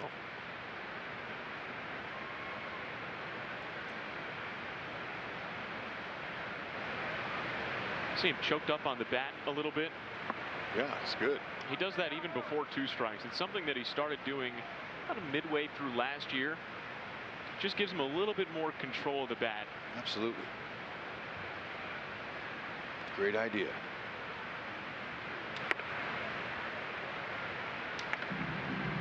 The other option is to use a slightly lighter bat and keep your hands down, but Blanco said that he likes the weight of the bat that he has. He likes the power that it gives him. So choking up just gives him a little bit more control of the barrel. Ooh, he didn't want that one on his hands, but he was able to save his bat there. Yeah, you know, players over a period of time will experiment with different weights, different sizes, and you can get them an inch or two longer and choke up. Whatever makes the barrel feel natural. You want to have it nice, easy. You don't want to have it top heavy. If the bat head's top heavy, it's going to get you off balance. When you're off balance, you won't be able to hold it back. And the bigger the bat, sometimes you just put a short swing on it. It gives the ball a little carry. Still 2-2 after the pop foul. There's so many different variables. The type of wood, the handle. We've seen the axe handle lately. We've seen the counterweight handle over the last couple of years too. Yep, you can get them any size, any length. Typical is 34 inches, 32 ounces. That's the basic weight that guys use in their bats. What did you use? It depended on who was hard throwers that threw 95 plus. I used a big bat, so I couldn't. It was so big, 36 inches, 33 ounces. I would choke up, but once that barrel got there, you couldn't stop it. So it kept me away from swinging at bad balls. And all I had to do on a hard thrower is just play pepper with it and let the barrel take over. Soft tossers, I used a 33 inch, 31 ounce, smaller bat. Why? Because I can wait longer. I'm going to wait longer, and then I'm just going to flick my wrist at the last minute. Lighter bat generates some bat speed. Helps you wait. So you would change depending on the pitcher. Yeah, depending on was that common? Yeah, and it depends on how hot you're going. If you're going good, you're going to stay with what you've been using no matter who's pitching. But then when you're struggling, you're going to make some adjustments with the barrel. That was the 9th pitch of the at-bat, and Blanco fights off another one. You love these. These give you confidence. Every time you foul a ball off, you're saying, I'm getting closer and closer to the one I want. And with a 3-2 count, with 2 outs and the runner going, you put a little ball in the gap or down the line, you'll score him. Anderson's thrown 24 pitches in this inning. And here comes the 10th to Blanco. And he swings and misses, strike 3. Anderson got him with a fastball to end the 4th, but the Royals retake the lead on Samad Taylor's RBI single. Sure, you'll teach her to drive a car. Then use Greenlight and teach her to save up for her own car. Mowing lawns and getting paid. Navigate the world of earning, saving, and investing together. Invest in your best investment. Greenlight. Create amazing work with Fiverr. All you need is your team and a talented freelancer who will lend a hand and seamlessly join your team from just about anywhere. Expand your team with a Fiverr freelancer. When the details take precedence, the rest falls perfectly into place. We strip away everything but the essential, and what we're left with are thoughtful bedrooms for modern living. Thuma. We love going to games, but good seats get pricey. So we use Game Time. Game Time checks ticket prices in real time and finds you all the best last-minute deals. We got our seats 20 minutes ago for 60% off. Last-minute tickets at the best price in seconds. Download Game Time now.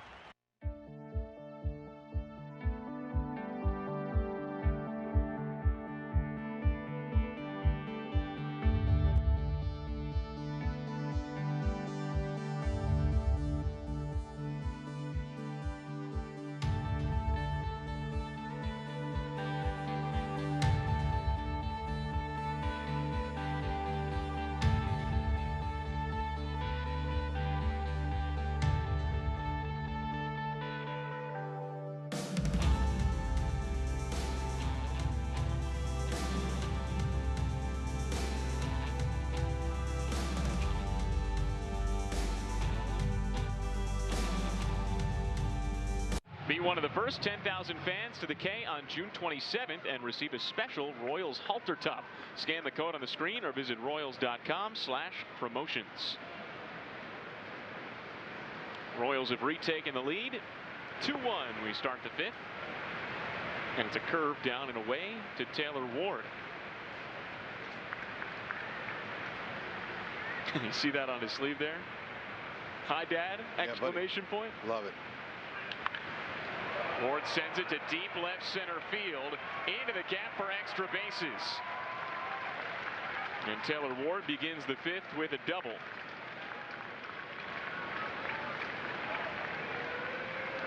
Tenth double on the season. Elevated, but he went down and got it. It was out over the plate. Still a good job of waiting right there. Timed it all the way.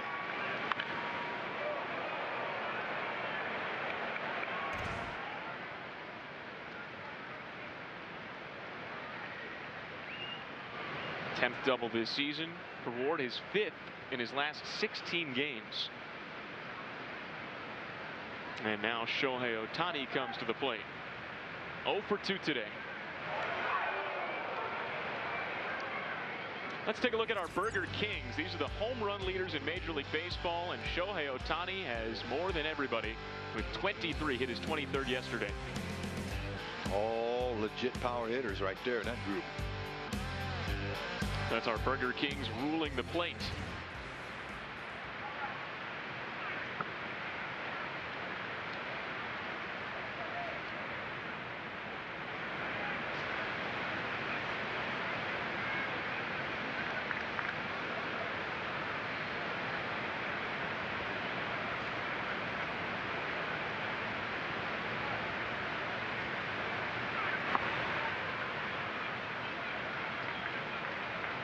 (2-0) on Ohtani, who's in the midst of a 14-game hitting streak. He's batting .462, 6 doubles and 8 home runs in his last 14 games. It's also a 21-game on-base streak for Ohtani. Yeah, hey look, so how do you pitch to a guy like this? It's that hot. You keep him off balance. Last time up, he struck him out. Watch how he did it. Okay, fastball up, strike one, upper part of the zone. Stayed with the heat, jammed him. And there's a breaking ball. Does he get his eye level different? Yeah, back him off. I love that. And look how he finished him with the curveball. Master craftsman at work against the master samurai swordsman.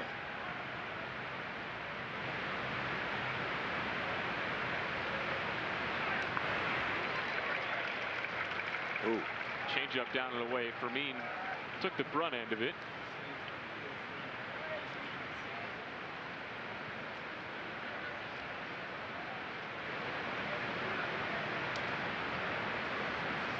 Royals do have some action now in their bullpen. There's Carlos Hernandez starting to get loose. It's now 3rd time through the order for Geinke. So what's he going to give him here? A slow curve down out of the zone or hard fastballs in? That's how he worked him last time. 2-2 to Ohtani. Changeup away. This could be Greinke's last batter. Trout's on deck, and Trout's had success against Geinke.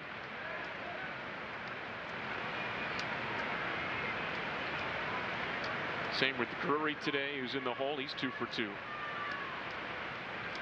Payoff pitch. Slow curve, socked to deep right field. Blanco doesn't have a chance. It's a 2-run homer for Shohei Ohtani. The Major League leader does it again. His 24th home run of the season, and this one gives the Angels the lead. All right, so he struck him out last time up. We showed you on that curveball down. So he tries it again, and Ohtani, a smart hitter, he says, well, if he leaves it up, I'm going to take him deep, and that's exactly what he did. 70-mile-an-hour curveball right in his wheelhouse.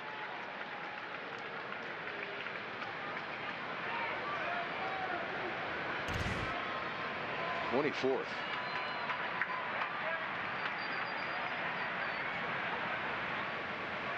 First pitch to Mike Trout, and he drives it a long way, deep to left, and way gone. Back-to-back home runs runs from Shohei Ohtani and Mike Trout. And it's now 4-2 Angels.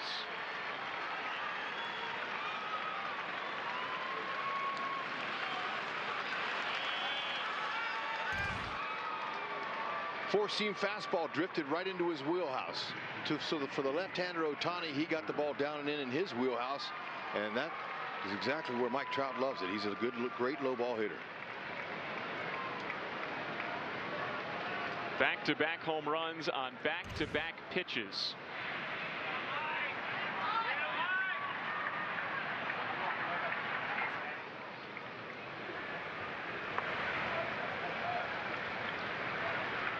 Three straight extra base hits for the Angels to begin the top of the fifth.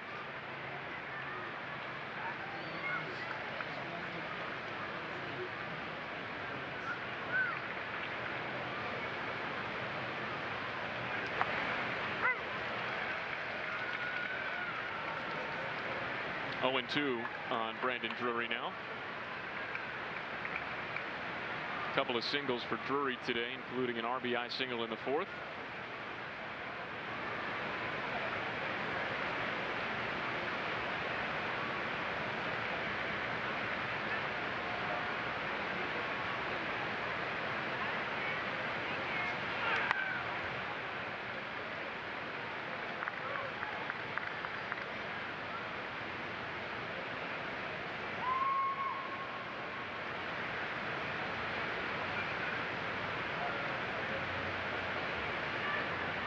So Frankie's now allowed 4 runs, all in the last 2 innings.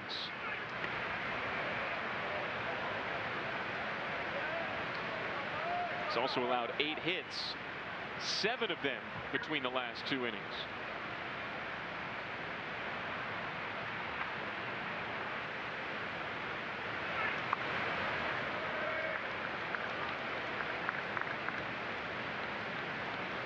He can finish Drury. He's been so good first 2 games in this series. Not missing his pitches at all. Using right field, center field, and power to left. Another 1-2 to Drury. And waited back on the slow curve. He's trying to solve the riddle and get through 5. 22 pitch 4th inning. That's when the Angels sent 7 men to the plate. And he finishes off Drury with a high fastball.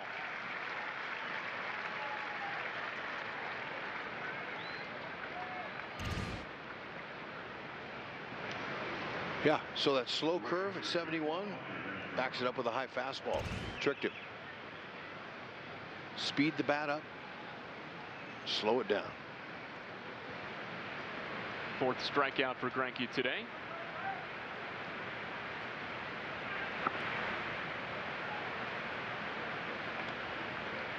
And ball 1 on Hunter Renfroe. Bit of a Mike Trout lookalike sometimes. Sure.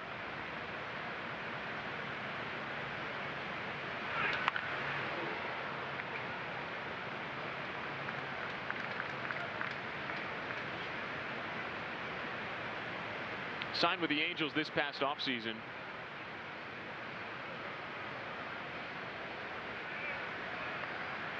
Everyday right fielder. That moved Taylor Ward over to left field.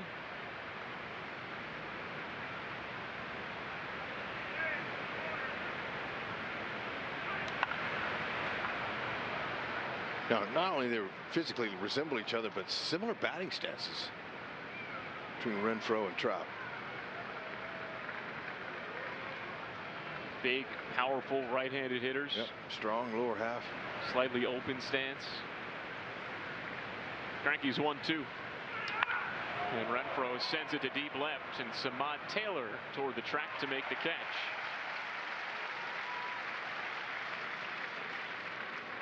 So Geinke's rebounded. Back-to-back outs. And now he faces Chad Wallach for a 3rd time.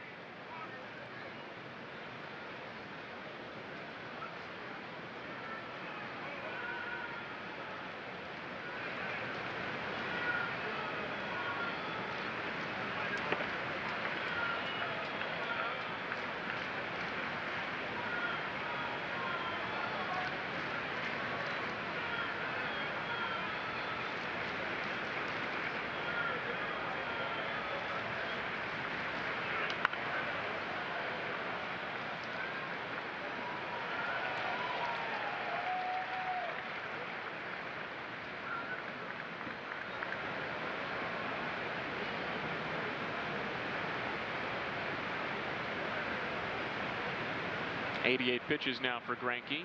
This is 23rd of the inning. And Wallach pops it up. Matt Duffy, first baseman, makes the catch, and that ends the inning. But Shohei Ohtani and Mike Trout go deep, and the Angels have a 4-2 lead halfway in.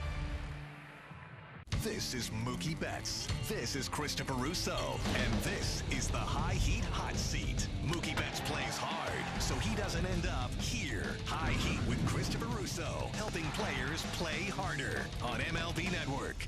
If you love baseball, you need to watch Baseball's show of record, MLB Tonight. We've got a bunch of games kicking off. Who gets you ready to start the evening? These guys. With Harold Reynolds, I'm Adnan Burke. Good to have you with us. Join Harold and Adnan for a first look at the night's matchups.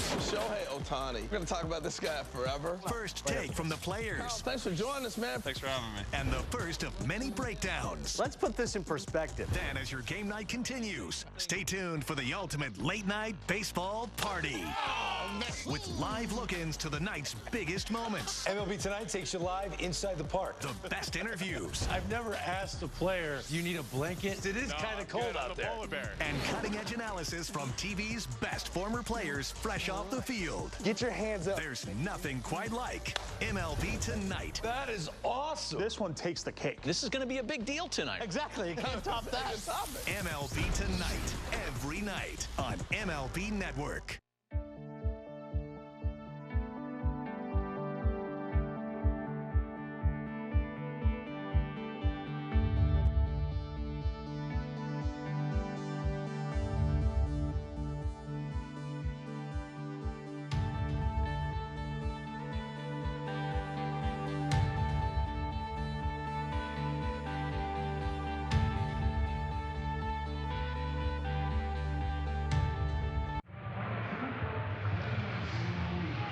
This Father's Day, join Major League Baseball in the fight against prostate cancer by supporting the Home Run Challenge. Visit MLBtogether.com to learn more. Beautiful Father's Day afternoon at Kauffman Stadium. Happy Father's Day to all the dads tuning in. Happy Father's Day to my dad as well. Thanks for joining us. Where's he located today? He's hanging out with us from New York today. All right.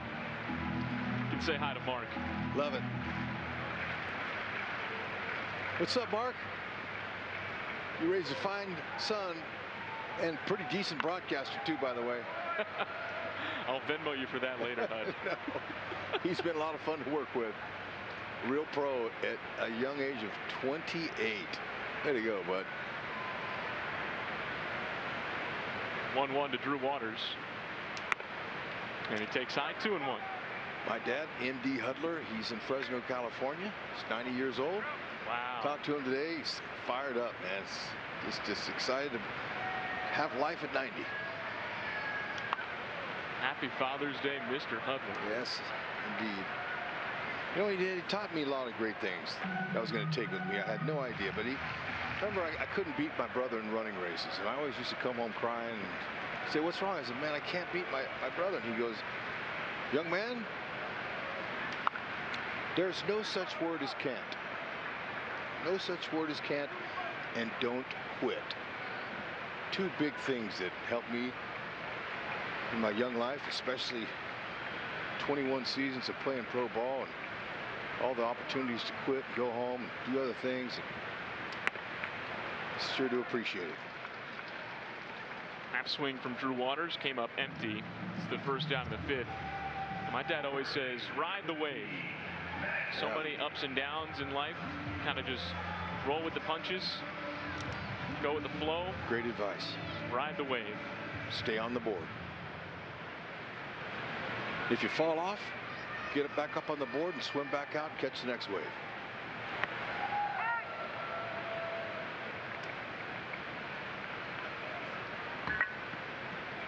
Strike one on Matt Duffy. He's playing first base today for the Royals. His first start at first base this season.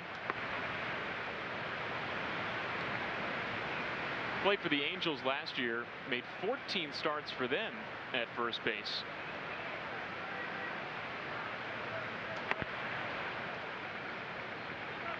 So he's played it a decent amount over the last couple of years. Yeah, you know, first base, you tell yourself, just a game of catch. But it is a little bit different because every ball that's hit, you're running to the base. You're trying to get your footwork ready to go for the throw. And also cutoffs. Cutoffs from the outfield can be a little tricky. Duffy shoots it the opposite way, base hit.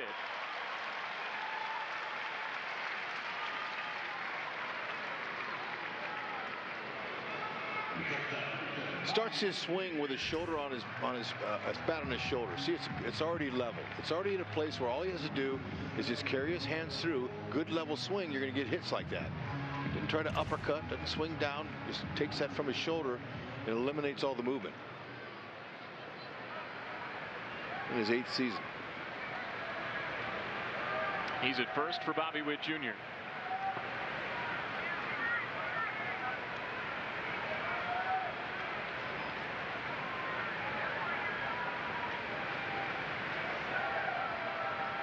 Talked to Bobby a little bit today about his month of June, any changes that he's made, and he said not really. Reps are a big part of it, getting the timing down, but the biggest thing, you see that deep breath right there. That's the thing, slowing the game down, taking a deep breath.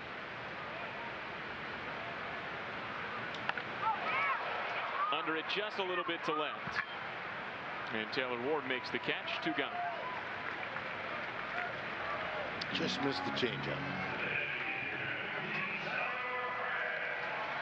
You could tell that he was expecting it. Yeah, he's looking for it. You can go up there and belly up. When I say belly up, I mean, like, you know, get closer to the plate if you feel that, because they try to put that changeup on the outer half, and when you move up 2 inches, that outer half is right on your barrel.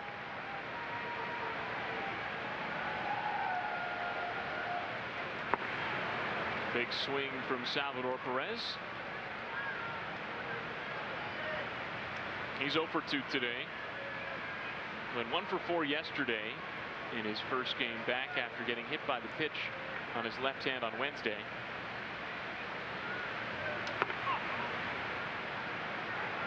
Just off. He wanted it.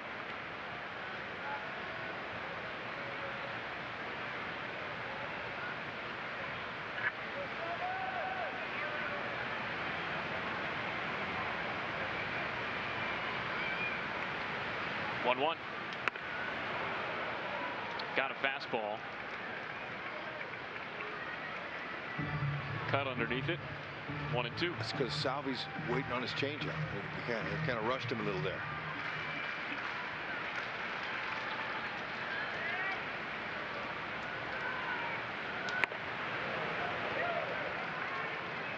That four-seamer set up the changeup.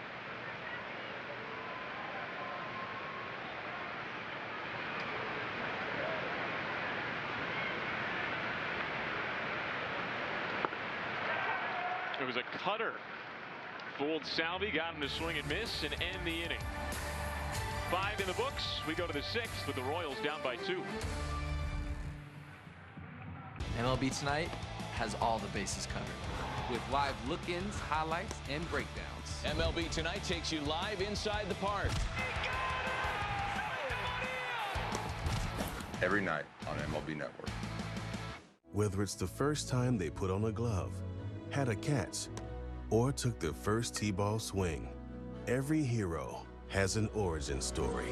The 2023 MLB Draft Combine, an exclusive look at the game's next prodigies, phenoms, and all-star sensations, leading up to the 2023 MLB Player Draft. Who's got the stuff to be baseball's next hero? The MLB 2023 Draft Combine, live coverage from Chase Field, only on MLB Network.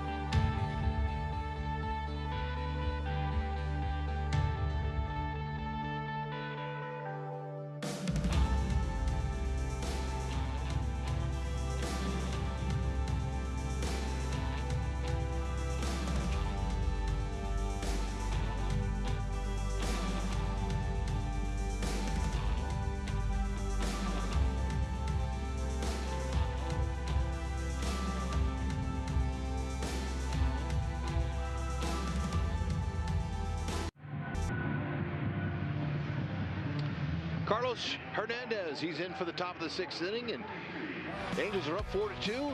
Look, courtesy of these home runs right here. Let's check out the T-Mobile coverage cam. That's going to tell you Ohtani went deep once with a guy on, and now Trout back-to-back. Ohtani's 24th, Trout's 15th. That gave them the lead where they wanted. See if the big fella can stop him right here with that powerful fastball. Slider, split finger combo. And Carlos Hernandez begins his 30th outing of the year in a 96-mile-an-hour fastball for strike one.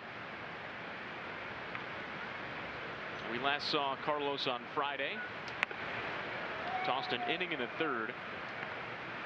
Came in for Brady Singer in the 6th and stranded a couple of inherited runners.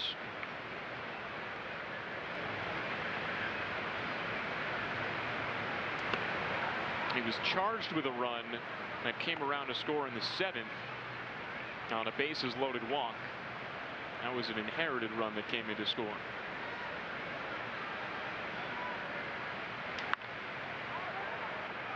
Michael Stefanik pops it up. Nicky Lopez battles the sun and makes the catch. Yep, sun can be an element. It wasn't early because it was all cloud cover. Now it's burned off a little bit. Very, very slight breeze, which is unusual. It's usually windy, pretty windy on day games, but not going to affect the ball too much with the slight breeze. But the sun certainly will. You got to stay with it. Infielders point that ball up to the outfielders.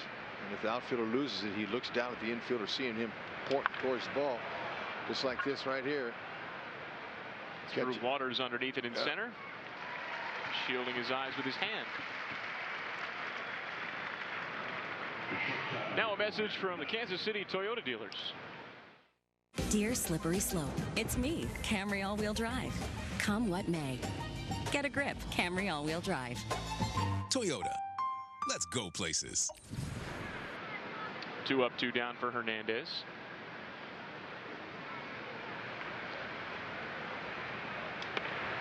Ball 1 to Andrew Velasquez.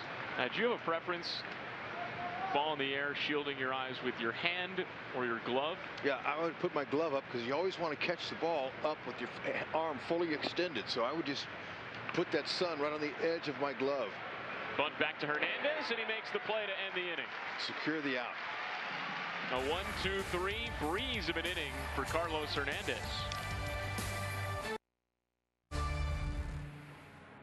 Sunday, on the next episode of MLB's Carded, join Greg Amsinger for a look at all things cardboard, from vintage to modern.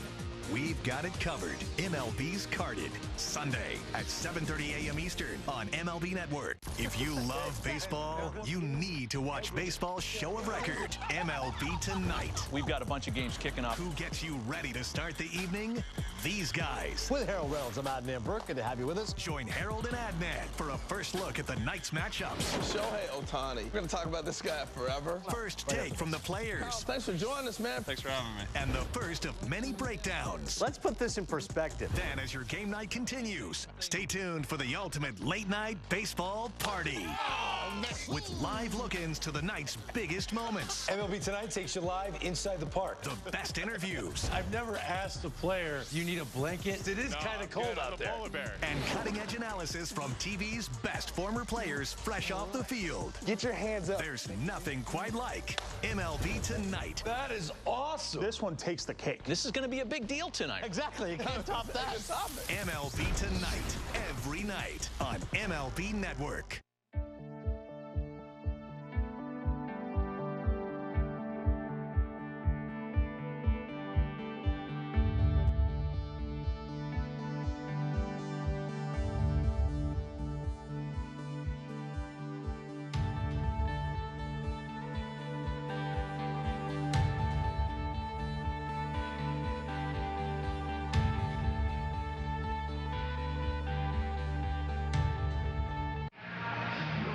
Leading off the inning is Maikel Garcia, and he is the subject of today's John Deere mowing him down. That's right, he hit a double his first time up in the 2nd inning. Later scored. Next time up, he gets a base hit out there to the right field, and he's not stopping. He rips him off a base as well. That's his 7th stolen base on the season. Nice job getting on base and doing what you're supposed to do. He's scored both of the Royals' runs. New pitcher for the Angels, veteran right-hander Jaime Barria. He's now in his 6th season with the Angels, all 6 of his big league seasons. Respectable, 2.28 ERA. Opponent's average 2.06. That's really good stuff. He's got a good hard sinker.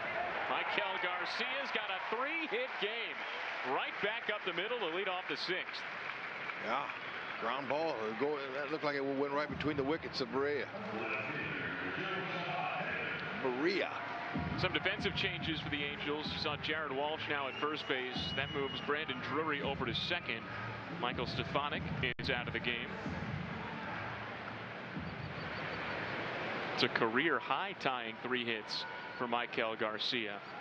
A double and 2 singles now. And Samad Taylor takes strike 1.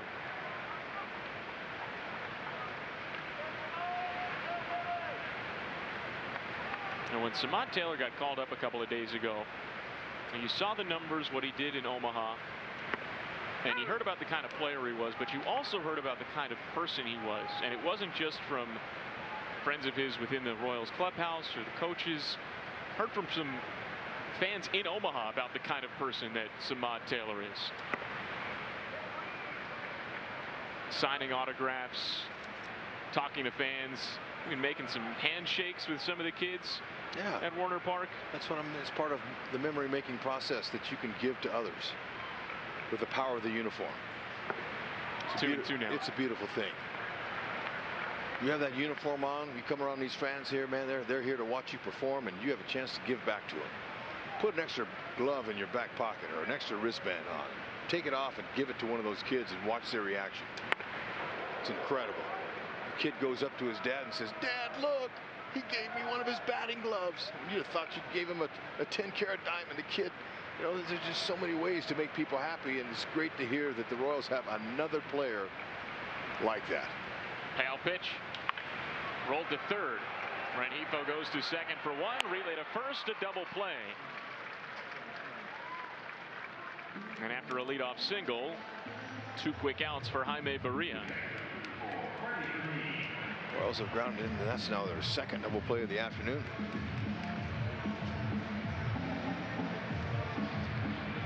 I was talking to Drew Saylor, who leads the Royals hitting development in the minor leagues, about Samad Taylor, and after he had come over to the organization in that trade last year, what he knew, what he saw, what he'd heard. And he said that he got a text from Hunter Mentz. Hunter Mentz is the assistant hitting coach for the Blue Jays. He's from Liberty. And Drew said unsolicited, he got a text from Hunter saying that the Royals had gotten a good one. And you know, you can do your due diligence. You can reach out to people and you can hear, oh, you know, yeah, this guy is pretty good. You know, you'll enjoy him. But to hear unsolicited that kind of compliment, that's different. Sure enough, it'll go well with him. And he continues to help produce wins for the Royals. That's what their main thing. That's what they want. Energy givers in a game that desperately needs them. 2-2 to Fermin. Slow spinner back up the middle. And Brandon Drury, freshly in at second, makes the play to end the 6th. Royals down 2. We go to the 7th.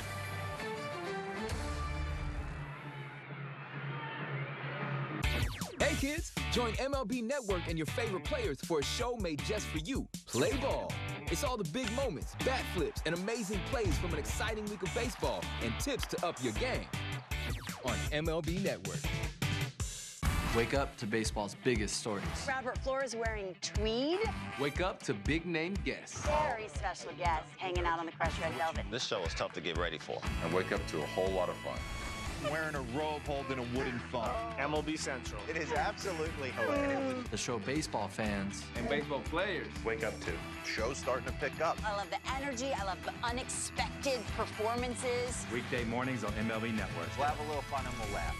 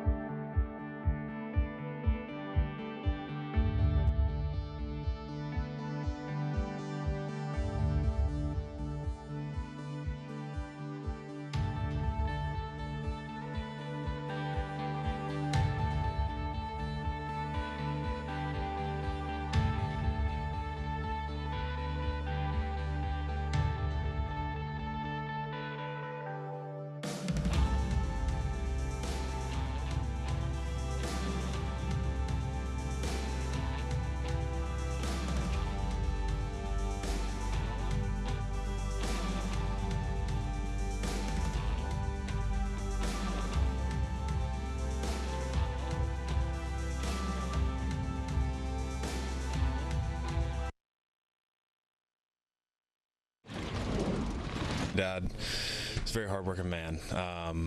He gave everything so that I could pursue this dream, and he's my hero in life. So very special to be playing on Father's Day. There's Austin Cox, and now he's into the game. It's 7 2/3 no-hit innings to start his big league career. Can't do much better than that except repeat it right here in this inning. Shut him down. Give your team a chance to come back and win. Of course, just down by 2. They are in the game. Facing the top of the Angels lineup. Ball 1 on Taylor Ward.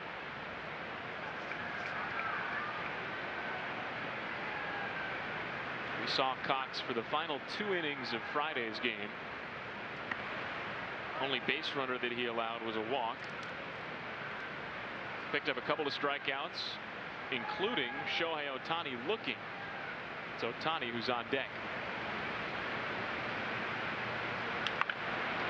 Ward smacks it to left, and Samad Taylor's there to make the catch.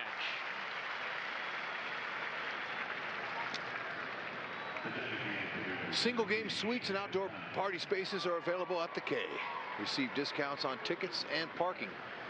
Purchase group tickets for 15 people or more by scanning the code on the screen or by visiting royals.com/groups. There's a nice crowd here today on Father's Day. Love it. One of the reasons Austin Cox has been so well early in his debut is that he carries 4 pitches out there with him when he comes into relief. Now, he's a starting pitcher. He's going to have 4, but he uses all of them.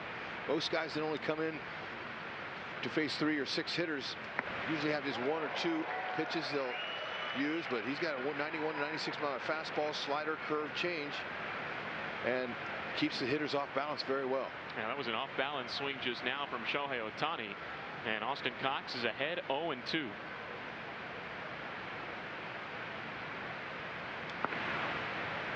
It's now a 15-game hitting streak for Shohei Ohtani after his home run in the 5th. 9 home runs now in his last 15 games. Wow. 1-2. Got him swinging. Strike 3. Cutter down and away.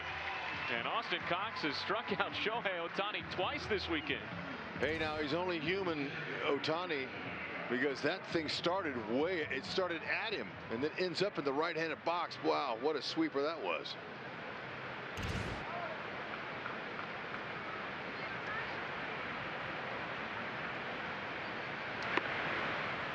Stays outside. Ball 1 on Mike Trout. So Cox has now faced 27 batters in his big league career without surrendering a hit. It was 25 entering today. The most batters without allowing a hit to begin a career in Royals history. Mm.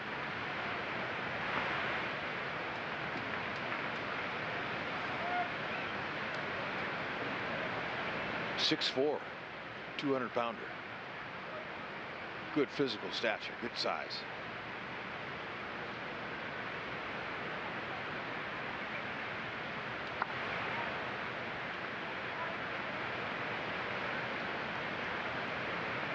And you talked about that 4-pitch mix that he has, similar to a starting pitcher mix. I wonder if he might be in line for a start down the road. And now that the Royals have designated Mike Myers for assignment, there's a spot in the rotation open. Believe it, they're thinking about it, I'm sure. Matt Quatrero said earlier today they were having conversations about what to do with that 5th spot, which will come up the first day in Tampa Bay next week. Payoff pitch to Trout. Swing and a miss, strike 3. Pumped a fastball by him. Another hitless inning for Austin Cox. He finishes it with back-to-back strikeouts of Shohei Ohtani and Mike Trout. Dig yourself, Austin Cox. You just struck out 2 of the greatest hitters in the game. On this Father's Day, we stick around at Kauffman Stadium for God Bless America, sung by Tessa Yackel.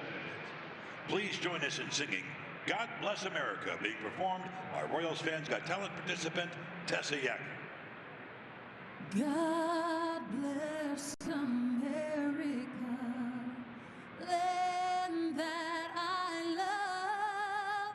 Stand beside her and guide her through the night with the light from above, from the mountains to the prairies, to the oceans white with foam.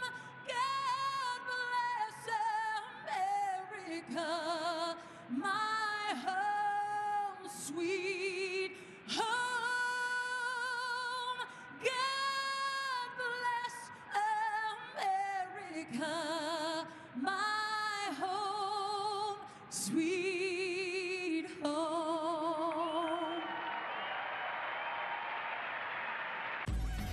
Baseball's biggest moments are live on MLB Big Inning. MLB.tv's nightly show takes you from game to game for all the grand slams, no-hitters, walk-offs, and more as they happen. Wow, he can do it all! Don't miss the ultimate baseball highlight reel. This is some kind of awesome. After your game ends, the action's just heating up on MLB Big Inning. Every night on MLB.tv. You want highlights? Quick Pitch has you covered. Packing all the day's biggest plays into one lightning-fast hour. What a play! We live today, preview tomorrow on Quick Pitch. Late nights and every morning, only on MLB Network.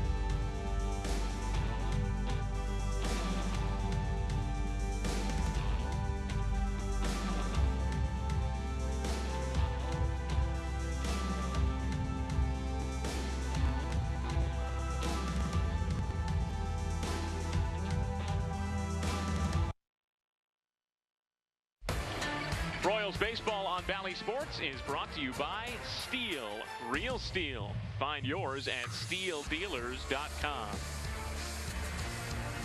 1-2-3 inning for Austin Cox in the top of the 7th.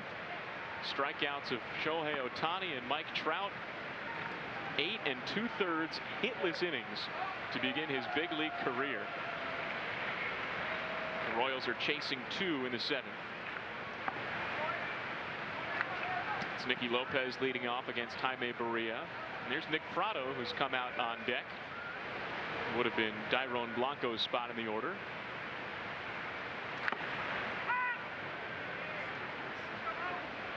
Lopez has been on base twice today. He's on base 3 yesterday.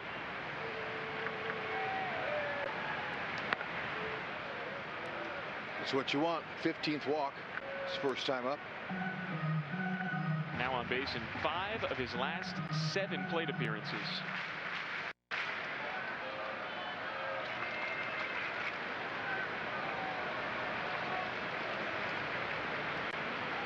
Two from Jaime Barria.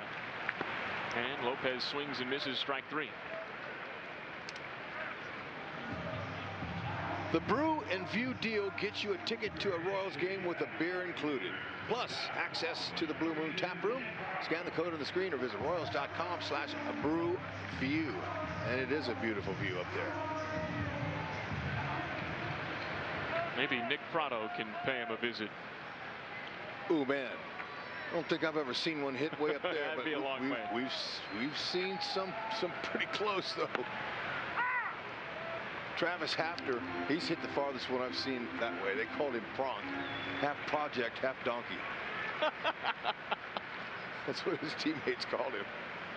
Big power hitting lefty. Where did it go? He hit one up there right below the tap room. Didn't quite make it up that high, but it's quite a shot. 2 balls and a strike on Prado. Yeah, it hit underneath there. You see the screen in front of the restaurant right there? It hit like right in that area there.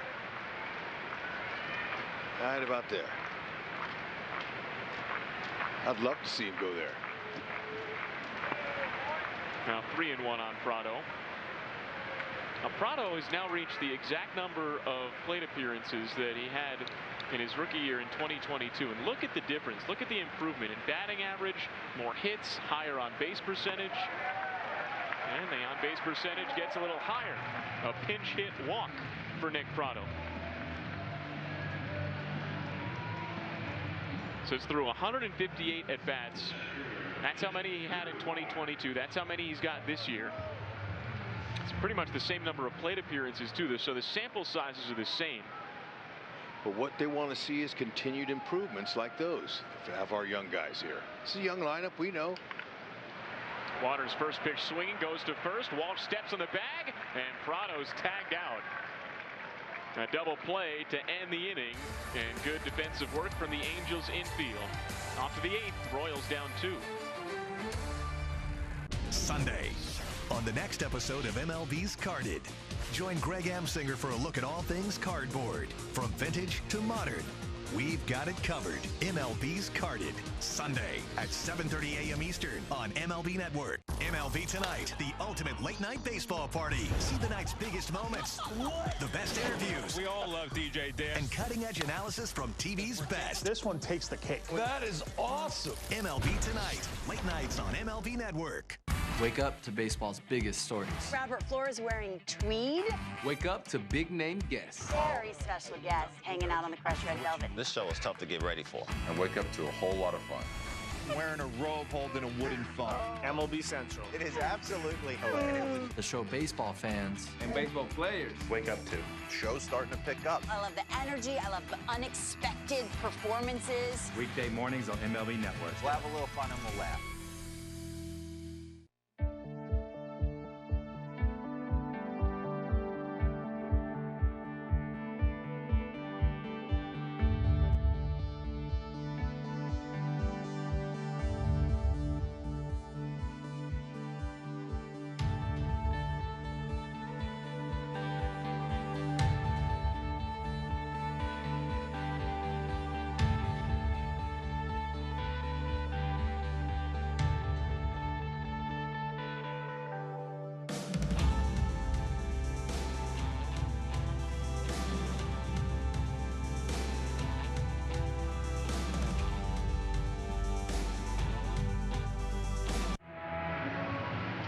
Score a free 6-pack of Pepsi mini cans from Price Chopper and Pepsi when the Royals get a pickoff or caught stealing.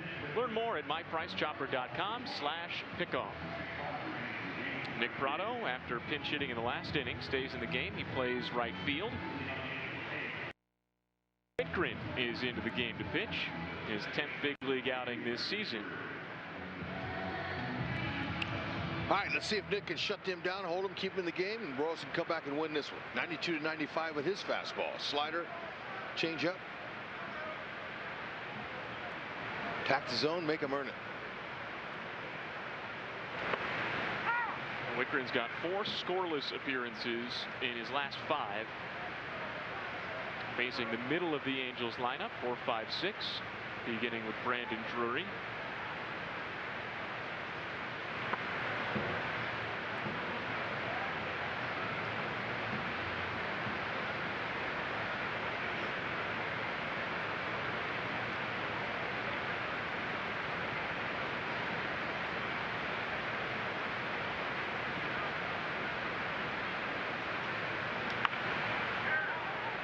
Jammed him. Duffy can't make the catch. It was just out of his reach.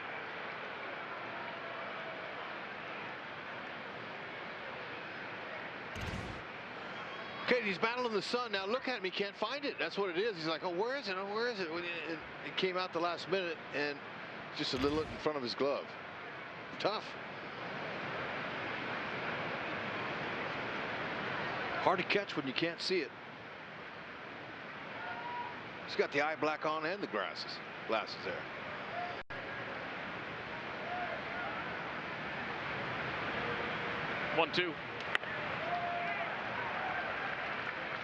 And strike 3.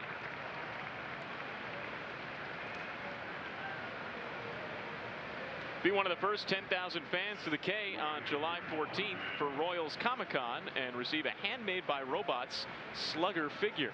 Scan the code on the screen or visit royals.com/promotions.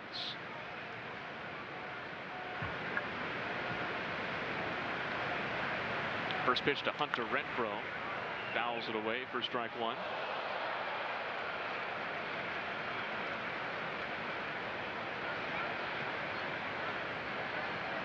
The Royals bullpen today has been great so far. 1-2-3 inning from Carlos Hernandez. 1-2-3 inning from Austin Cox. Nick Whitgren retired, the first man he faced. Yep, that's exactly what you like. Pin to come in and keep him down. It's now 10 straight retired since Trout's homer in the 5th. And should be 11. Stay with it. Matt Duffy calls for it, and he makes the catch. 2 gone. There's Matt Duffy's first baseman's mitt. Formerly Mike Napoli's first baseman's mitt.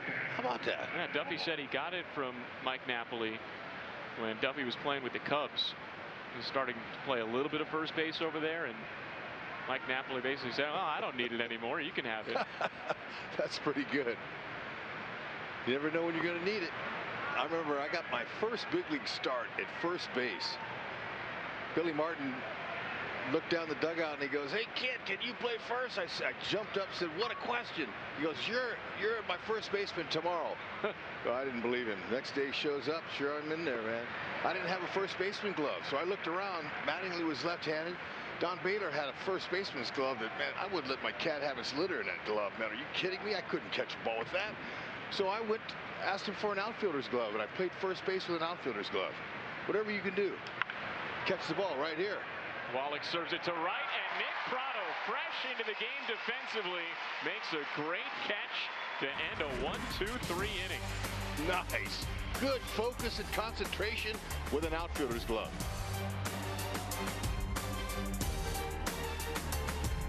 Take control of your health by boosting your force field, the immune system. With the Aura Ring, you can listen to your body's signals and raise your defenses. Aura tells you when your temperature is higher than normal, how to improve your sleep, or if your heart rate shows signs of stress, so you can decide to push yourself or to lie low. Live smarter, stronger, healthier with the Aura Ring. Sure, you'll teach her how to drive a car, then use Greenlight to power her independence with crash detection with 911 dispatch, family location sharing, and emergency SOS alerts. Invest in your best investment with Greenlight. We love going to games, but good seats get pricey. So we use Game Time. Game Time checks ticket prices in real time and finds you all the best last-minute deals. We got our seats 20 minutes ago for 60% off. Last-minute tickets at the best price in seconds. Download Game Time now.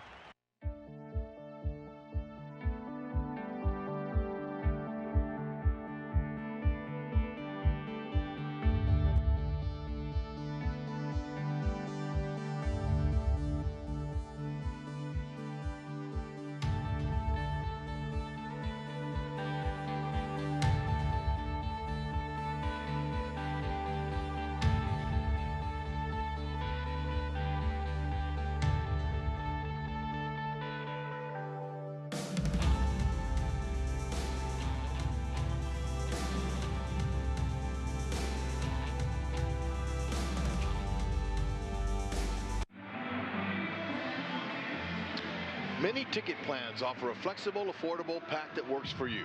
Choose between pick 10 packs, bobblehead packs, and much more. Scan the code on the screen or visit royals.com/mini-plans. Come on out to the K and enjoy this unbelievable weather. Royals debut for Matt Beatty, added to the roster today after he was signed just a few days ago. And he takes ball 1 high. Wow, got him nice. Big kid, 6 foot, 240. Got some pop. 29-year-old from Snellville, Georgia. Went to high school in Tennessee. Now he lives in Arizona, just about 20 minutes from the Royals spring training complex in Surprise. And he was with the Royals in spring training.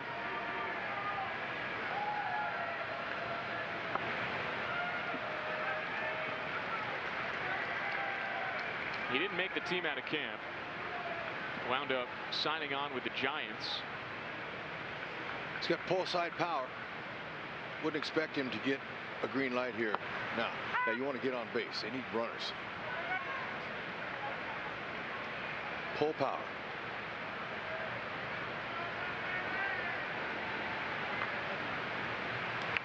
Check swing foul, 3-2. And he was with the Giants to start the year after he was with the Royals in spring training. Wound up in 4 big league games with the Giants. Was at the AAA level for the most part. He was with the Giants at the big league level when the Royals were over in San Francisco earlier this year.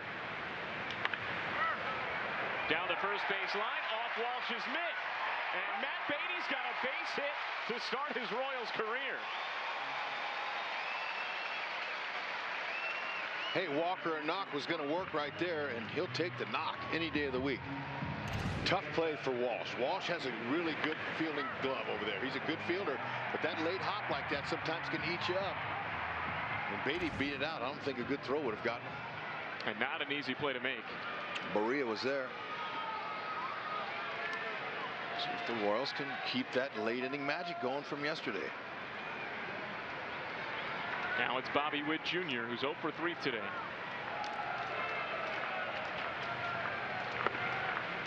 Strike one.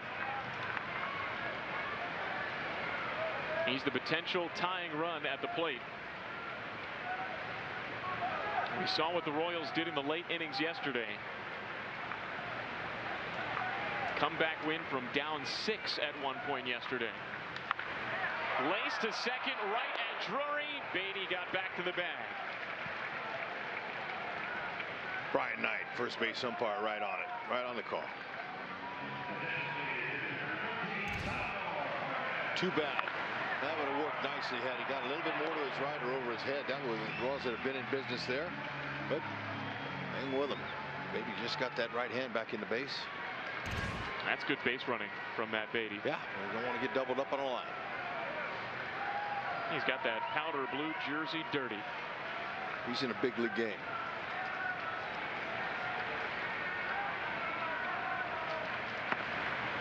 Salvi takes a strike.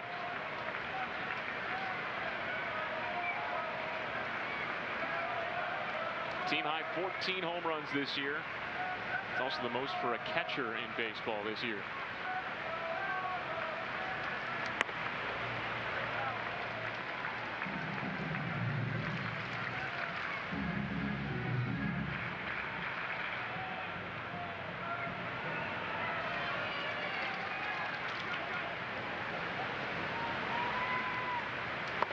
Yep, that's off. Wait for yours, Salvi. See his numbers against the Angels. 10 home runs in 48 games against the Angels. Make it 11. That was a make it 11 kind of swing. 2-2.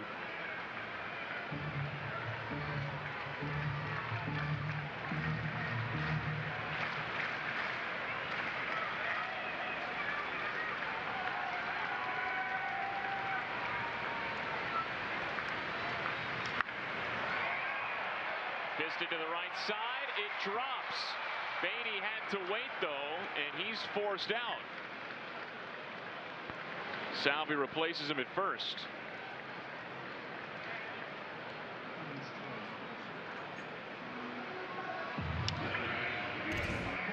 Well, you know, it's not a whole lot you can do on this. Is he going to catch it? Well, you know, no, but just in between right there, there's not much you can do there. You can go all the way to second base, but if he catches it, then he doubles you up. So playing it safe is the best way to do it. Yeah, it's a bit of a lose-lose situation. Yeah. And at the very least, what Beatty did was avoid any possibility of an inning-ending double play. Yeah, just keeping it alive. Been a great day at the plate for Michael Garcia. He's tied a career high with 3 hits. He hit a ball down the right field line, and it caroms around that corner. That's the only ball that Salvi could possibly score on. We did see Salvi score from first back on Memorial Day in St. Louis. That's right. I remember that. I was on the MJ Melendez triple. Yeah. You were whinnying him around the bases. That was fun. Love to see that again here. Well, never forget that. You gotta have fun, man. Come on. It's baseball.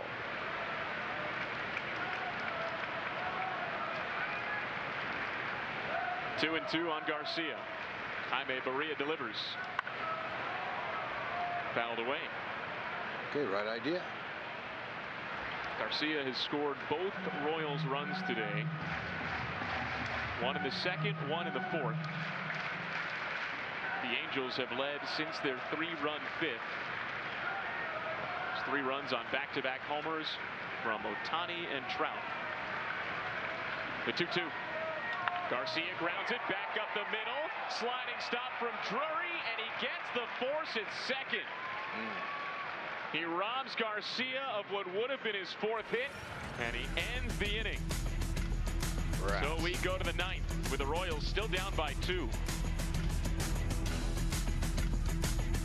Attention cancer victims who use the weed killer Roundup. A federal jury unanimously found that Monsanto's popular weed killer Roundup was a substantial factor in causing cancer. You may be entitled to substantial compensation. If you or someone you love used Roundup and were diagnosed with cancer, call the number on your screen now. Don't wait. There may be time deadlines to file a claim. Call 800-892-7300. That's 800-892-7300.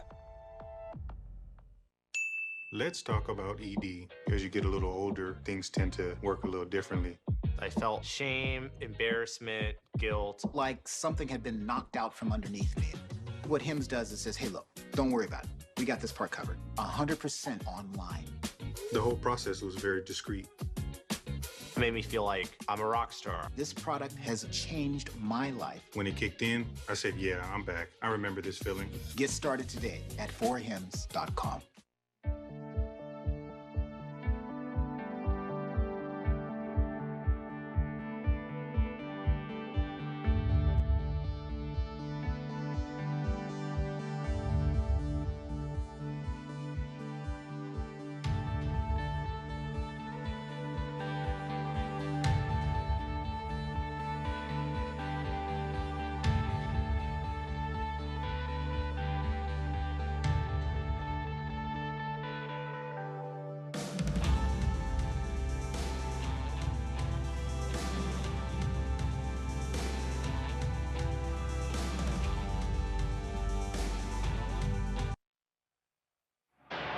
Joe Goldberg, Royals Hall of Famer Jeff Montgomery getting ready for Rally House Royals Live, a matchup of some future Hall of Famers going the Angels' way today. Yeah, and unfortunately, Trout and Ohtani both responsible for 3 of the 4 runs. All right, we'll be here to talk about it. Happy Father's Day, Hunt. Love the effort against Bobby Witt Jr. Fellas, you guys were awesome. Thank you, Monty. I cracked up. You're right. I looked like I was 92 years old running there, but man, I couldn't help it. Any human, any other fan out there of Junior's wants to race him, why not? Didn't last long. You're probably not going to win, but you're going to have fun. Absolutely. It was so great. He was fantastic. It was fun to work with and show our youngsters how to little ins and outs on the shortstop position. Here's Brooks Kriske, who's making his Royals debut. And Jared Walsh greets him with a missile to right into the Royals bullpen for a solo home run. And it's now 5-2 Angels in the 9th.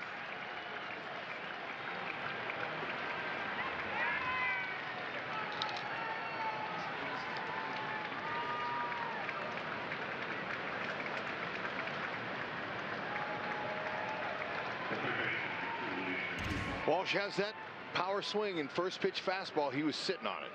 Just a short, easy, compact swing. He's been looking to get going, and that might help him. See Matt Beatty out there in right field. That's where he stays in the game. And Nick Prado, you saw, moved over to first base with Matt Duffy, who was pinch hit for in the last inning. Brooks Kriske.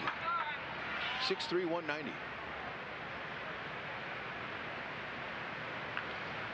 29-year-old. He was born in Arizona, but grew up and went to high school in Southern California. Signed a minor league deal with the Royals and is a non-roster invite to spring training. He's been at the AAA level and got off to a tough start, but lately with the Storm Chasers was really good. Entered today having thrown 7 1/3 consecutive scoreless innings at the AAA level. Bring him while he's hot. 92 to 97. He has a sweeping, slurvy breaking ball and a split finger for left-handers. And that's a split finger that he developed in Japan. That's where he spent last season with the Yokohama Bay Stars. This is his first big league game since October 2nd of 2021. It has been 625 days since Brooks Kriske pitched on a major league mound.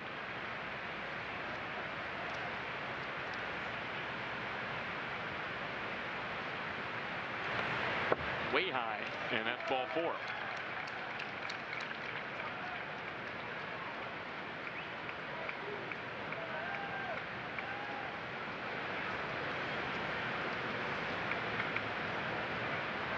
So Kriske might be amped up a little bit. He was originally drafted by the Yankees in the 6th round in 2016. He's drafted out of USC. Pitched 4 seasons for the Trojans. Rengifo takes off. Salvi's throw nailed him. Or rather, Freddie Fermin's throw. Oh, yeah. Kriske gave him a perfect pitch to throw on. Not exactly. Picks it out of the dirt. Look at how he comes right to the top near this ear. Straight as a string, and on the first base side of second base, you're going to nab a runner every time. Short hop. I thought that ball was up for him, but man, he made that look even better. Picking it out of the dirt like that. Fermin is fundamentally sound. So there's Kriske's first out.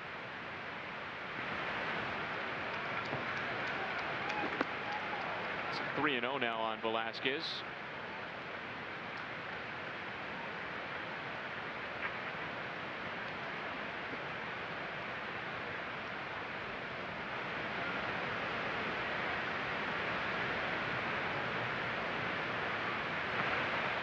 And there's ball 4.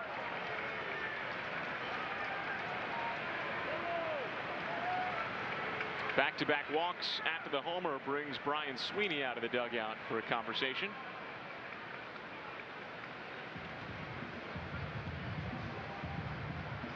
This is just his 17th career major league appearance. Kriske made his big league debut with the Yankees in 2020. 4 games. Had a scoreless inning in his big league debut. Was up and down between the big leagues and AAA level in 2021. He was designated for assignment in early September of that year. Latched on with the Orioles. Had 4 appearances with them before he was released after the 2021 season and found his way to Japan and back.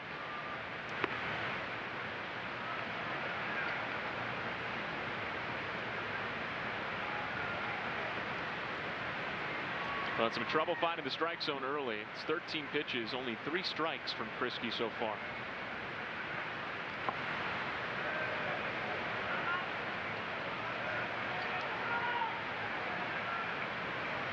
Fermin on his toes back there.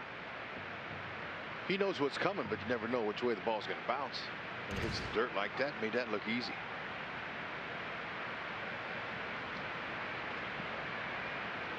Velasquez takes off. Another chance for Fermin, and he's got another.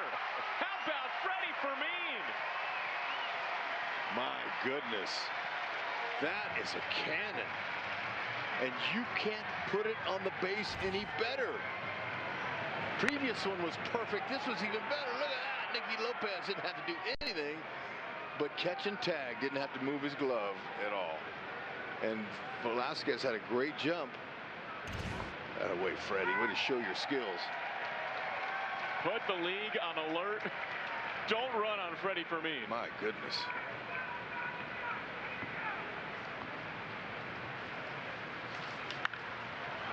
Taylor Ward sends one deep to right. Beatty to the track, makes the running catch. Freddie Fermin with two terrific throws. And Salvi loves it too. We go to the bottom of the ninth. Royals down 3.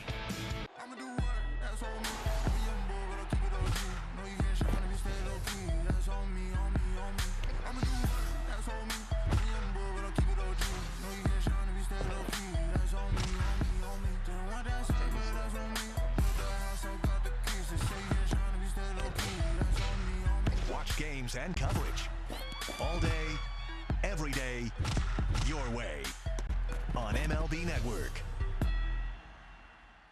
MLB Tonight has all the bases covered with live look-ins, highlights, and breakdowns. MLB Tonight takes you live inside the park. Every night on MLB Network. This is Mookie Betts. This is Christopher Russo. And this is the High Heat Hot Seat. Mookie Betts plays hard, so he doesn't end up here. High Heat with Christopher Russo, helping players play harder on MLB Network.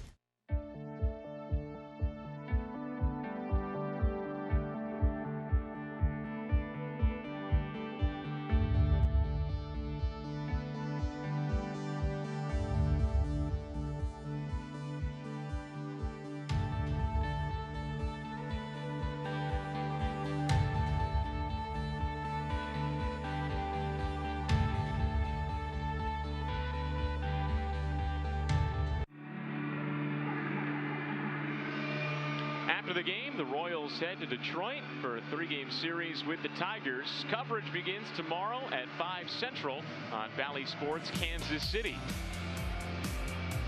Price Chopper Royals Live gets it going for an AL Central matchup.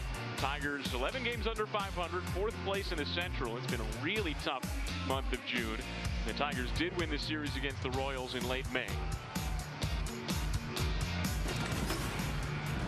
New pitcher on for the Angels, their closer, Carlos Estevez, who's been fantastic this year, 18 for 18 in save opportunities. Yeah, you know, he's got 16 walks. Sometimes control could be an issue for him, but 193 opponent average, that is not an issue. That's been pretty good right there. He's got an explosive fastball, as you could imagine. He's mid to upper 90s, even might crack 100. Hard slider, changeup. He did have some control issues in his last outing. He was trying to close out a game against the Rangers and walked all 3 batters he faced. And then Jacob Webb cleaned it up for the Angels so they could get the win. And the question now is, do the Royals have some magic left over from yesterday? Samad Taylor leads off. And he takes a fastball for strike 1.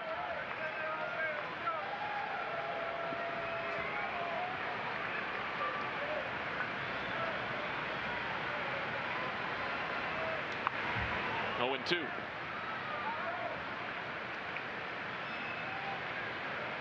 MJ Melendez has come out on deck to pinch hit for Freddie Fermin.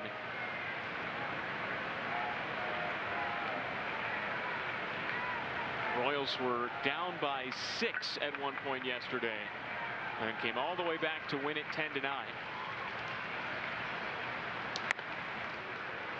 1-2. He throws hard. He's got that, you know, the hard slider to go with it.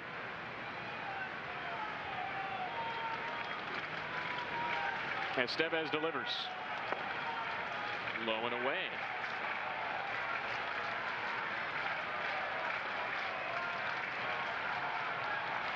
Great Father's Day crowd at the K, nearly 25,000. Full count.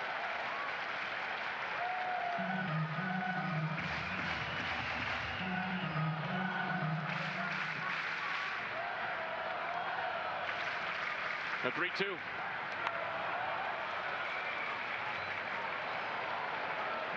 Samad Taylor continues to battle. He had an RBI single in the 4th inning. That gave the Royals the lead. There's his family. His mom Charlotte, dad Jamal. And Taylor sprays it to right. Hunter Renfro's there. And that's the first out.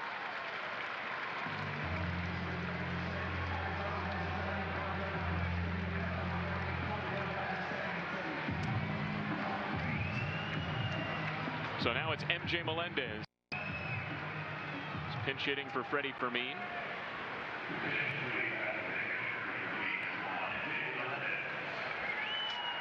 He homered yesterday, a 2-run shot. Also drew a couple of walks.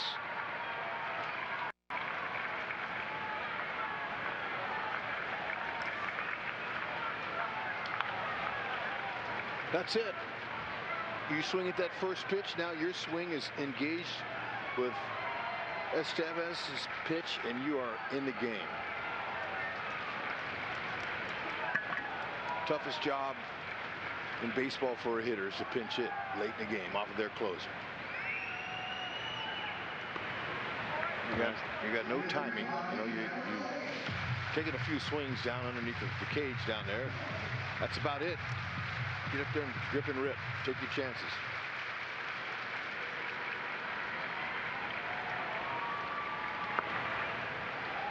Two and one on Melendez. Estevez has been the anchor of a really good Angels bullpen lately. 1.43 ERA for the Angels bullpen collectively over their last 12 games. Skied foul, 2-2. And for Estevez, starting the season with 18 straight saves. He's the first Angels pitcher to convert his first 18 save chances since Lee Smith had 19 in a row to start the 1995 season. We were teammates, me and Lee Smith. Love him. Fantastic work. I mean, Estevez, that's very impressive. He can do that. Lee Smith at that time was already an accomplished closer and already on his way down in the twilight of his career. Called strike 3. The Royals are down to their final out. Hit it. There it is. Got a nice lead like that. 3 runs. Hit it.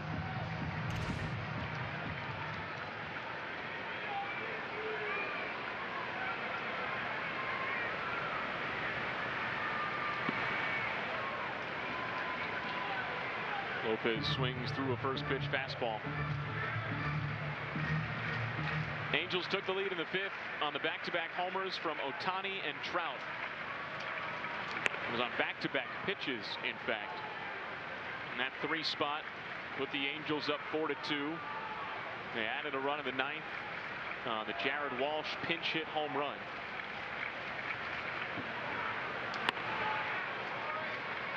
Now the Royals are down to their final strike.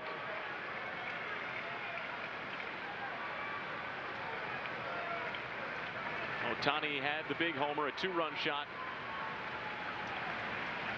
1-2. Into the stands, still 1-2.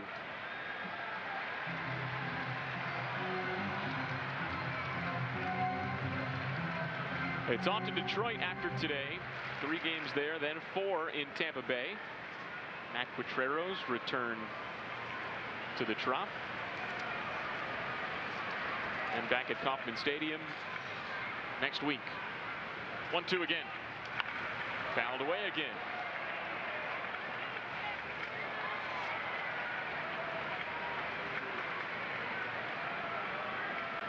Royals are back home on Tuesday the 27th to host the Guardians for the first time this season. Estevez delivers.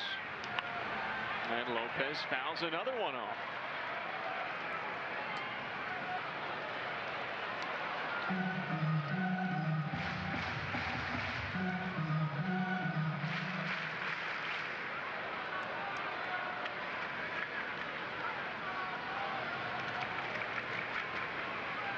Here's the pitch.